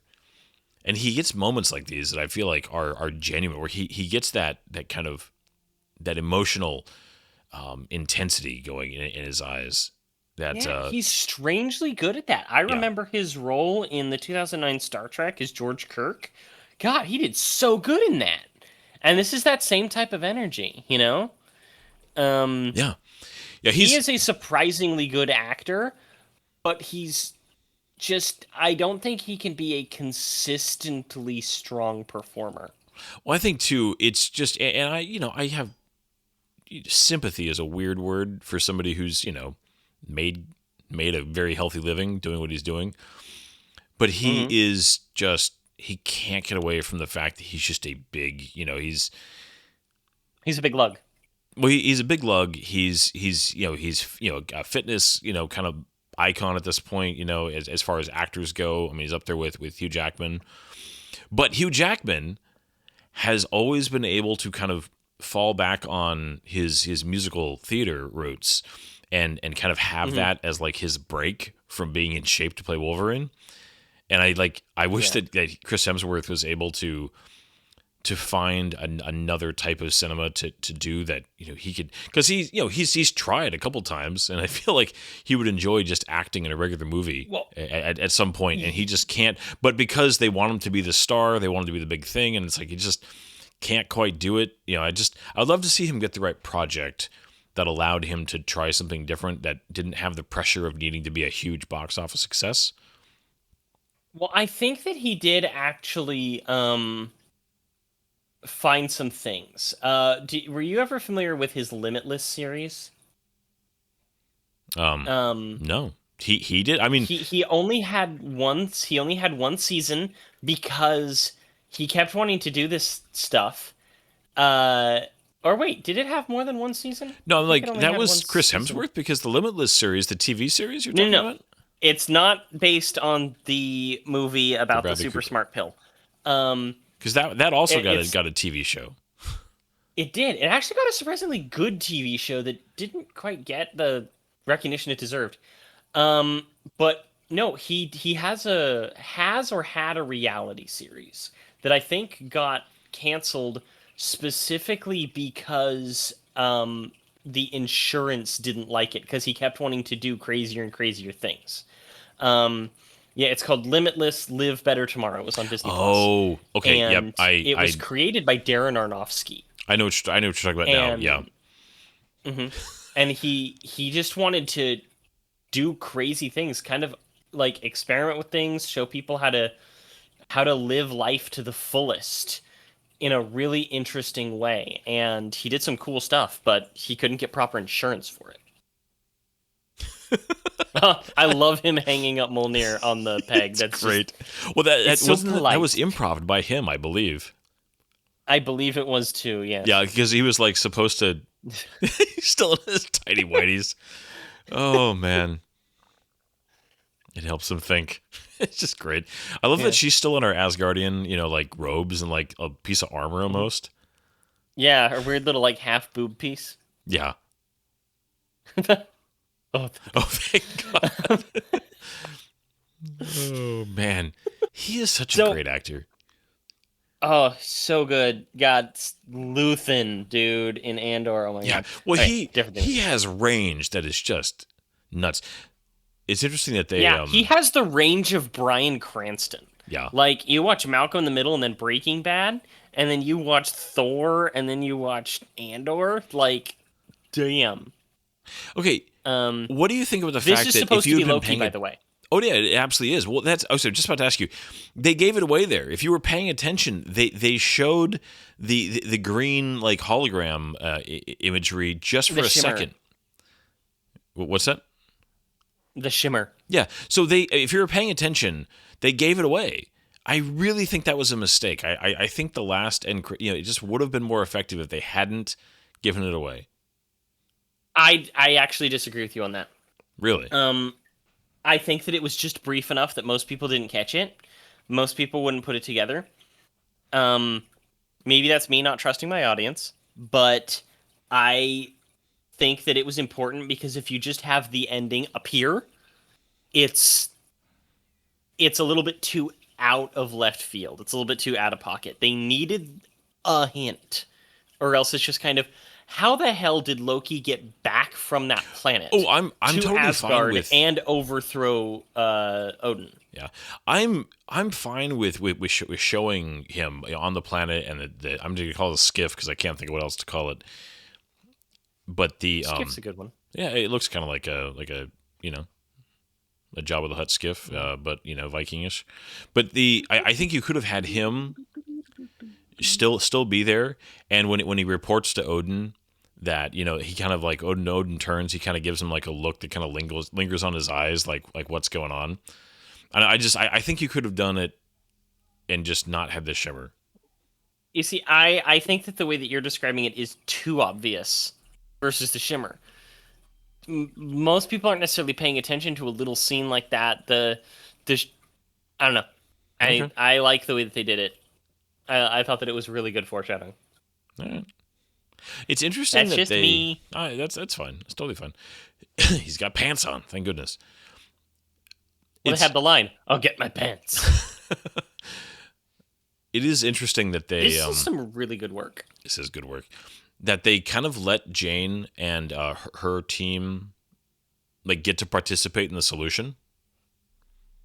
I think that they needed to. Otherwise, the human characters are just kind of set dressing. Why are we focusing so much on Selvig if he doesn't have something to do? Jane has been depowered, so she can't do anything, but she still has her brain. So I think that giving them something to do was really important. Yeah. Um, Also, if you ever watched the show Agents of S.H.I.E.L.D., they have an episode in the first season that takes place immediately following this that guest stars Jamie Alexander as Sif. That ties into S.H.I.E.L.D. securing and helping to clean up this entire disaster scene here in Greenwich. I mean, yeah. It's interesting that this moment isn't. I mean, the Battle of New York is referenced many times throughout. Maybe it's probably just it. Probably it's for no better reason than the Avengers was seen by way, way, way, way, way more people than this movie. Mm-hmm. But the Battle of New York is referenced a lot as far as like the commonality that people would like know immediately what we're talking about in the MCU, and nobody's like, yeah, and the incident in Greenwich or something like that. Yeah, Because I feel like this would definitely be talked about around the world after it happened. Also, I think it's kind of interesting because a bunch of people are like, "Where's the Avengers?" They make it so that this happens briefly enough that none of the Avengers, even Iron Man, would be able to get there in time. yeah, which I think is like, yeah, I mean, Hulk's off the reservation at this point. Yeah, it's about to say, or no, he's like hanging out with Tony. If Tony had immediately found out about this and booked it, he might have gotten there at the tail end of this thing, right? But also, he destroyed all of his suits, so he would probably be building the Mark 50 at this point that he uses in Avengers Age of Ultron. In fact, it's possible that they could have used this as the inciting event for him to start building suits again. Captain America would need to book it onto like a C-130 or something. Yeah, he would never have made it. Because there was no like external warning for this happening to the rest of the world. I mean, unless you were following fringe news things, about Selvig and what he was saying, it is a nice way because you're right. This wouldn't make sense. This wouldn't make sense. In fact, we know Thor doesn't have an email. Yeah. It wouldn't make sense for the Avengers to not be here for this. If it wasn't set when and how it is, but with no warning, and at a time where the Avengers were probably at one of their weakest as far as their ability to do anything. I mean, S.H.I.E.L.D. was no, hold on. Yeah, S.H.I.E.L.D. was still up and operational. S.H.I.E.L.D. was still, because this is before Winter Soldier, so. Yeah, so all these guys, it's just, the thing is, I feel like at this point, S.H.I.E.L.D. is over there in Washington, D.C. going, holy crap, what's going on over there? Get Cap, Hawkeye, and Black Widow onto a Quinjet and send them over there. And so Cap's putting on his tighty whities right now, and this whole thing's going to be over before they're, halfway across the Atlantic. Yeah. Although, if Heimdall is seeing what's going on, okay, would this have been a fun place to get the Warriors 3 in somehow? Like, yes, okay, this is where the Warriors 3 should have been in. This could have made like some cool things. You could be crossing the streams here because Thor pretty much goes between two teams in this movie. All right, we have Team Human and Team Asgardian, and I think that this would have been the perfect spot for Team Asgard and Team Human to meet. And you could have the Warriors 3 and Darcy and stuff like that running into each other again after the first movie, being like, you're just like, Jane, Robin Hood, and Robin Hood's back. Yeah. But this fight sequence between the two of them going through these portals is just clever as hell. Yeah. And I love Mjolnir in this. They really make Mjolnir its own character, especially in this fight scene. Yeah. Like, you can almost sense the hammer's frustration. It's just like, okay, now they're teleported back. And Mjolnir is like, oh god, okay, he's back there. It's just a great. I mean, the glass squeaking sound effect was great. This is one of my favorite gags. It's just like where you have people inside of a building and you just see somebody like fall past with a quick little. "Ah!" I don't know. That just gets me. It makes me laugh. Okay, this is a small detail, but I love the fact that these are Eurofighter Typhoons and not freaking F-22s. Yeah, they are Because- the actual appropriate ones. Yeah. And the idea of the freaking Air Force getting thrown into another planet, like, that's the beginning of a movie right there. These pilots are like, But what is going on? yeah. I mean, that's the beginning of like a freaking Green Lantern movie. But quick Jotunheim and the creature from the first one. But seriously, with all these gosh. Dark Elves running around, this would be the perfect time to have the Warriors 3 Oh, yeah. in battle, or, you know, the 2 plus Sif, and getting their body count up and Yeah.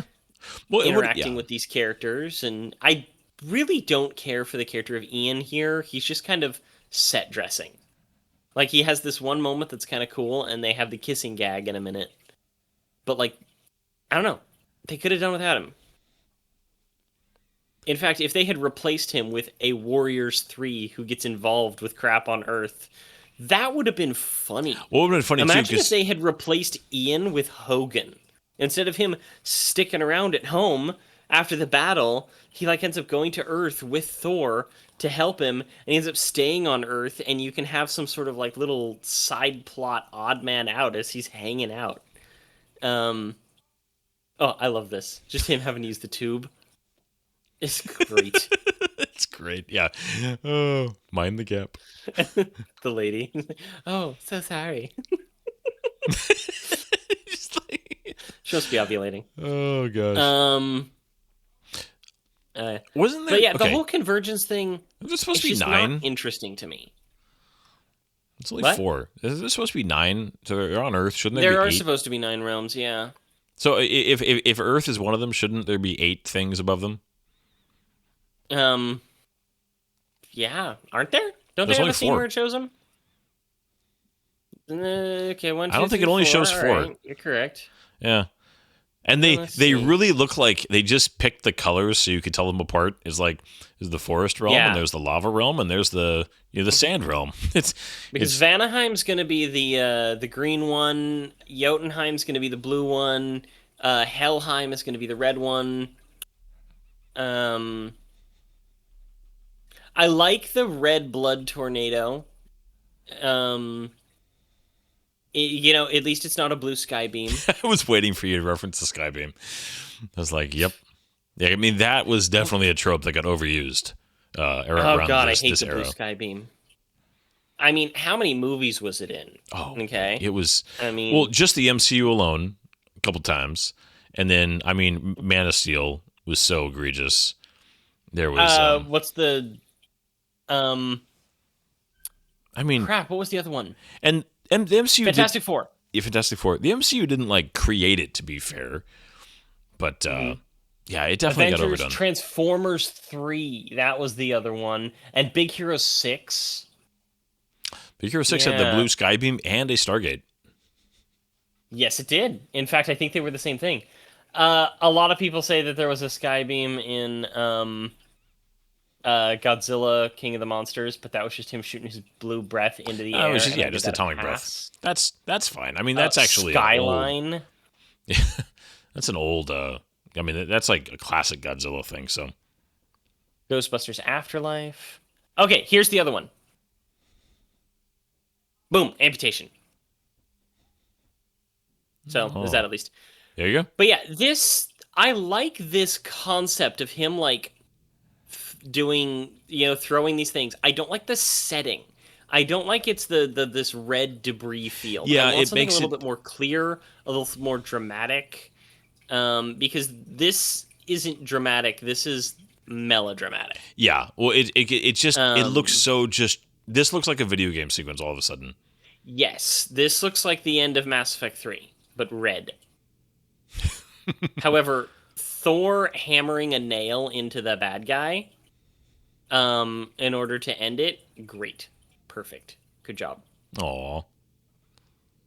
Um, I It's been long like enough. I Thor don't being actually Thor. remember here, so I'm trying to remember like where does the ether get like recollected here somehow? Because they obviously the Asgardians have to get it back to then take it to the collector in the end credit sequence, and I cannot remember, and it's making me a little bit crazy. So can you just tell me really fast?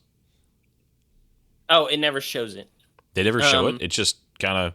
Well, they show Malekith dying in just a second here because he's gonna get crushed by the giant, goth cross. Um, Yeah. like if the pinhead was a Christian, this was the necklace he'd be wearing. Um, but Selvig does something here to teleport the whole ship, and then the ship goes over and smashes Malekith. Like right here, right? Like giant blade comes down right on top of Malekith and just like slices him in half and frees the ether. How the ether gets recollected is never shown. Okay, so they don't show it because I'm like, because I mean the Asgardians just show up with it in a little magic bottle, right? Yeah, their little genie box. Um, yeah. So yeah, And they Ian kiss just again. never shows up again. What's that? He's just a big nobody. Yeah. Yeah, you could have. Uh, There's some cool stuff in this. Oh, the jet comes back. Thank goodness. They're like, Now the character is actually named Ian Boothby, and he was specifically named after the character of Boothby from Star Trek: Next Generation. oh, that's the caretaker who trained many cadets, kind of unofficially in the gardens, right? Mm-hmm. Yep. But I don't know. I like stuff like this. People awkwardly sitting around like I do. Yeah. This is kind of here too because these are. I mean, as much as this is a little bit hyper real or whatever, it's like relatable enough. We're just you're not really sure what to say. It's just kind of like that like post. The post intense life moment time, which is something that all of us to varying degrees have experienced, and it is a real thing. there's a surreal aspect to it, where even just sitting down and eating a thing, eating a bowl of cereal feels weird. Yeah. So there's a couple of clues here that this is not Odin.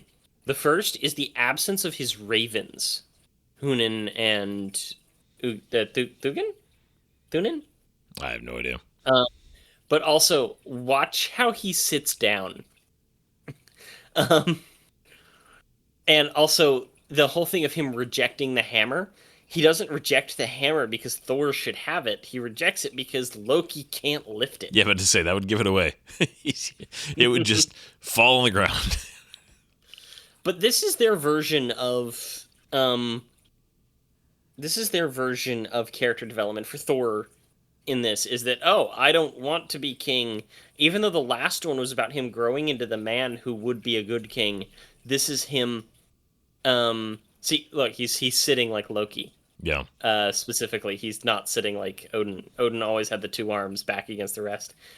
But the character development is just so all over the place, because the next movie is him accepting the burden of kingship, and this one is him rejecting the burden of kingship. And it's just like in Endgame, he rejects it again, growing. And then he rejects it again. Yeah. And like, it'll never cease to annoy me how they mishandled characters' Thor development. Thor's character development. And it kind of relies on a fault in either this movie or Ragnarok. You kind of have to pick one of those two. Which was the one that went awry? And despite Ragnarok not following through with its drama properly, I blame it on this one for making him be like, I'm gonna go be a human now. I'm gonna go hang out with these guys. When I think that there was a better way that you could have ended this, where Thor... I think that this should have been more of a confrontation between him and Odin, but that wouldn't work given that it's not Odin, it's Loki. Yeah. So no matter what, it wasn't going to work sensibly, which sucks. But if they decided that they weren't going to make him Loki and they were going to have Odin, there would be this really good moment where he's just like, you lost your temper and caused these problems, and a lot of this was your own mistakes coming back to haunt you, and so on and so forth. Um, and if they almost left on bad terms, but because Thor is the responsible one, and that would have almost made his journey into kingship better. But there's an alternate ending to this movie that they came out with. You can find it on YouTube, but Jane breaks up with Thor. Just like straight up. She decides that she can't handle his comings and goings as a god, that she can't handle the danger and craziness. She's a scientist and needs to be studying things and out and about, and if she's going to be in a relationship, it can't be with a god. And not like in like a religious sense type of thing, but because like they both just have such different lives and priorities that they're never going to work, and they break up because she didn't want to be in a third one. So they shot that whole scene. Instead, they have this mid-credit scene that's coming up here where she like runs out to kiss him, and it's not actually Natalie Portman, it's his wife. It's Chris Hemsworth's wife, which I love actually. Yeah. So the movie is over. The movie is over. This movie has like a lot of. Does this have 3 post-credit scenes? No, just 2, because it has the them going to the collector, and then at the very end of the credits, it has them kissing. Isn't there another one of the creature that like running around in the industrial park? Is there? I thought there was. Okay, well, there'll be one here right after this. They always have the transition from the stylish credits to here's the collector. Yeah, with Tanalea Tivan, played by Benicio del Toro. This was our first introduction to the cosmic side of the MCU. This is a big deal. And this scene was directed by James Gunn. It was, because that chick is actually like friend of the. I want to say she's related to James Gunn or something like that. I can't remember. There's some interesting beings in the backgrounds of this scene. There are indeed. One of those things was supposed to be Adam Warlock's cocoon that they eventually redid at the end of the second movie. That eventually was used in the third one for the creation of the character of Adam Warlock. Yeah, Ophelia Love. Oh, I just realized too. I don't know why I had noticed this, but the container that's looks just like a miniaturized version of the big stone thing that it was in when Jane Foster just randomly stumbled into it. Mm-hmm, that's correct. If you go to Disneyland and you want to buy a replica of the stone, it's in a box like that. Nice. Yeah. I missed that. I must have missed that store in Disneyland. Sorry, it's in California Adventure. Oh, that's right. Because California Adventure is where all the Marvel stuff is, and Star Wars is in the the Disneyland side of things, right? That's correct. Last time I was there, we only did the Disneyland side of things. We only had one day. Didn't want to try to rush through both sides in one day. There's actually some really good stuff to California Adventure these days. It used to be like a real crap-tastic place, but hey, they've actually done some really fantastic stuff with it. Yeah.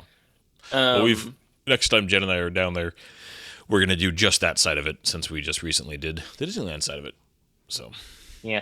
But we recently did the Disneyland side of it before I got laid off from my IT position, and we put too much money on credit cards that now we're just sitting there going, okay, now we're just working to pay off credit card. Aw. Well, I mean, when you have a job, it's not a problem, right? And Yeah. I do have a job now, just not as high paying one. Yeah. But I like this movie. In my official ranking system for tier list, which does not include an S tier because S tier is BS, It's I Asian. have this one rated as a C. It's a passing grade. It is acceptable. For the people at home, what is like your bottom tier for like reference? Mine? Yeah. Bottom, the only F that I have on the MCU list is Black Widow. That is an abomination of a movie. It's like it's not just, oh, this isn't a good Marvel movie. It's a genuinely bad movie. I'll go ahead and just go over what we have so far. The first Iron Man is an A. The Okay. Incredible Hulk is a C plus. Iron Man 2 is a C minus. Thor is a B. Captain America: The First Avenger is a B plus. The Avengers is a C. Iron Man 3 is a C. Thor: Dark World is a C. Captain America: Winter Soldier, which we're going to be doing next, is an A plus. So you have the first Avengers movie and this at the same level. That's probably unfair. I really struggled with the Avengers one. I Yeah. should give it a B, and I know that, but it's just, it has not aged well. Like, the last time I watched it, because I watched Avengers and Avengers Atron, Age of Ultron back to back. And I've realized that as I've grown and appreciated, like, filmmaking and storyline and the way they build everything, that even though Age of Ultron has some big problems, it's actually like a better film than Avengers. Avengers is more of like the pilot of an early 2000s TV show with a really big budget. Yeah. Nothing had ever been done like it It's- before, and it deserves its recognition for that, but I don't think it's aging very well, and I don't really like it the way that I used to. No, I will 100% agree with you. It is a movie that you cannot remove it from its moment in time, right? You can't. I'll change it to a B minus. I do think it's better than this as far as just mainly because I think the cast is still so good. Like the chemistry, the moments between them, just that to me music. elevates it. Yeah, the Alan Silvestri score. The highs of that movie are just really good on a character level. And I mean, a lot of that is, Chris Evans and Robbie Downey Jr. add a lot as their characters, and I do think that Robbie Downey Jr. and Mark Ruffalo's chemistry is fantastic. There's and Sam Jackson, I think, is one of his best performances in a MCU film.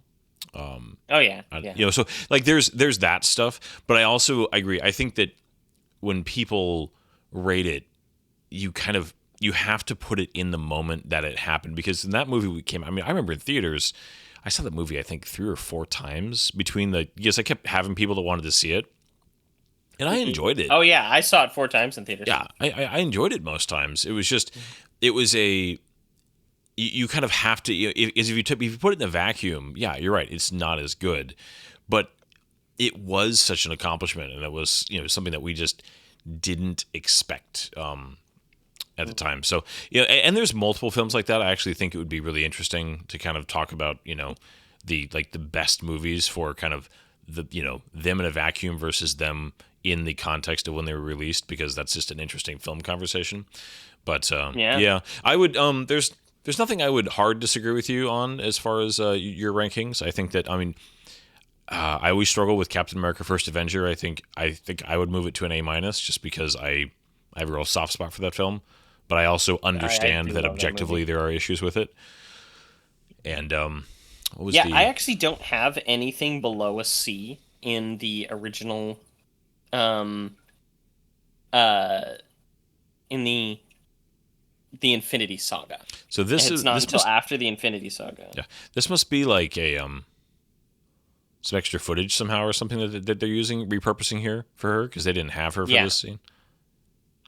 Well, this was supposed to be the ending. This was going to be an ending. Like, that right there of her getting up and moving, that wasn't her. It was supposed to be like they see it outside, they see the Bifrost, her smiling, cut to black, ending. Mm. And then they added the rest of this kissing scene here. Okay, I'm not crazy. It is. It's all part of the same scene. That's okay. Yeah. This thing. So, did Agents of Shield ever deal with that thing? No, I don't think so. I don't think they had the budget. um, yeah, but yeah, It's the interesting. movies did.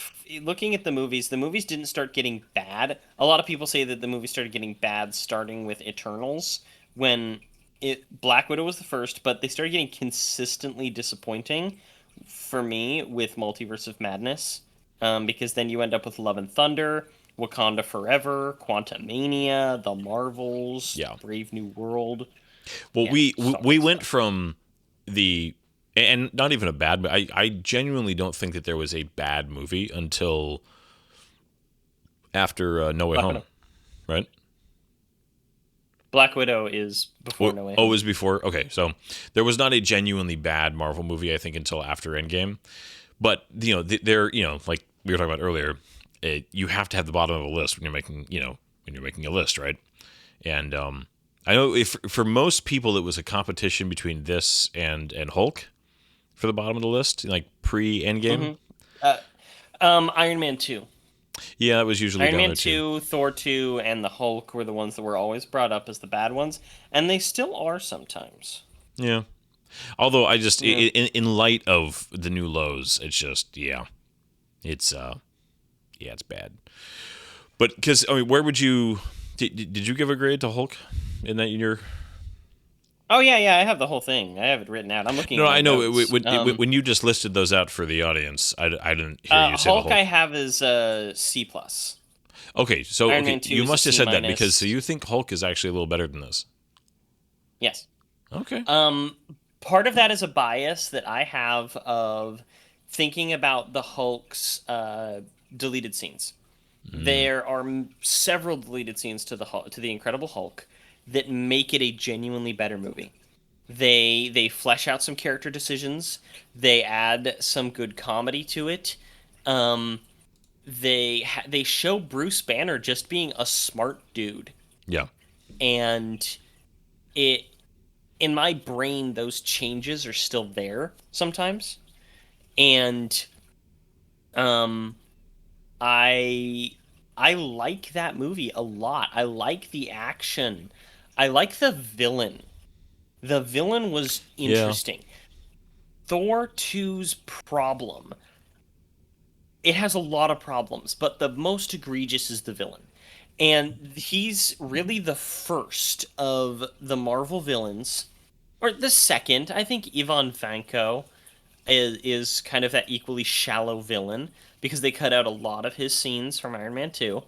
Um, this is the archetype of Marvel's villain problem, which was a headline that went around for ages of their villains being bland, one-dimensional, and forgettable, with the exception of Loki, Yeah. because Loki stole Well, the show. and not only bland and forgettable, but hiring talented actors to play them. It just Yeah, because think about like the next movie you have Robert Redford and he's a standout, right? But then you get to the movie after that and you have Lee Pace, okay?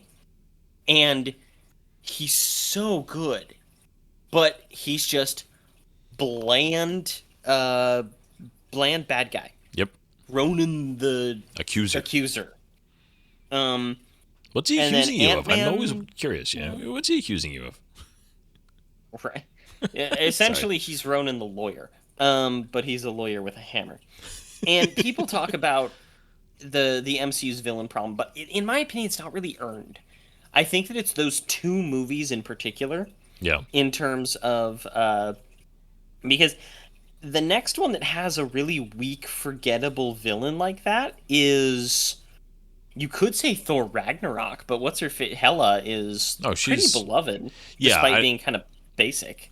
She's because I mean uh yeah. Once you get past Guardians, because one thing Well, volume two of Guardians I think was, but I mean, granted I have a huge bias towards Kurt Russell, but he's a more interesting antagonist for sure than Ronan the Accuser, and Ronan the Accuser is just like a paper cutout. yeah. And I suppose you also do have to wonder, like Doctor Strange, okay?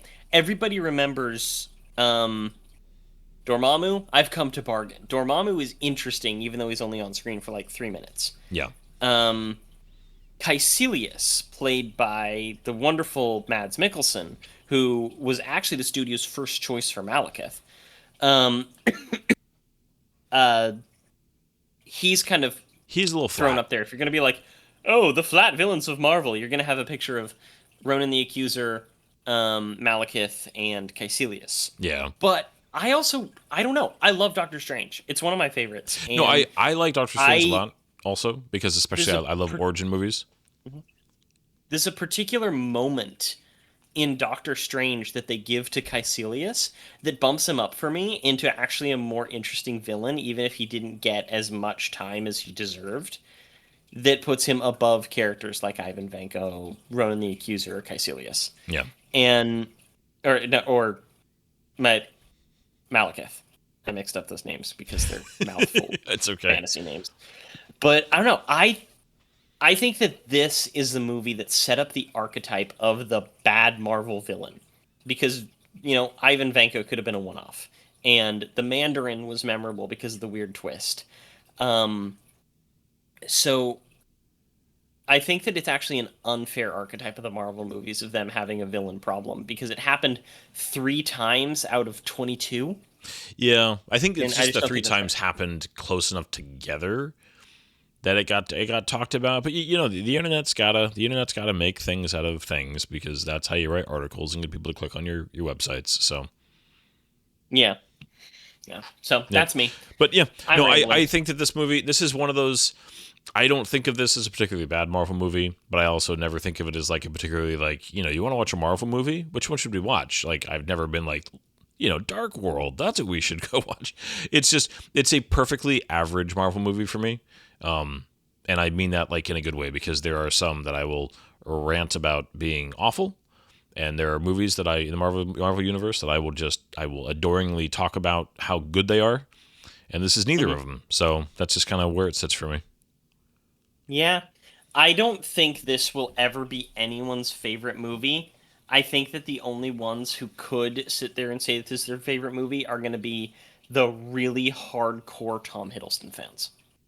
Or Yeah. that one guy who just wants to be different. Yeah, I mean, that's the thing is, there's the doesn't people actually who be. just like to be, nonconformist, but also, yeah, I think in a world where you don't have the Loki Disney Plus show, I could see somebody saying that because they just like the character of Loki the best, that this is the best representation of him. I could see the argument being made, but we live in a world where Loki season 1 and 2 exist, and so that argument is mute.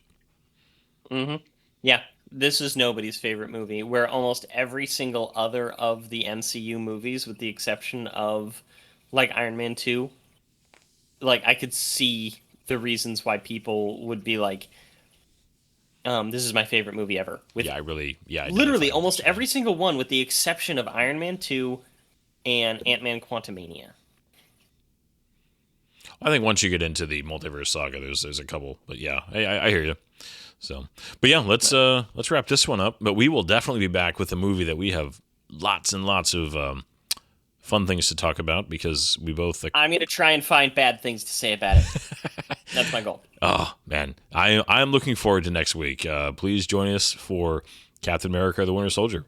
But until then, have a good night, everybody. America. Good night. There's doors and corners, kid. If you don't clear the room, if you don't come in slow,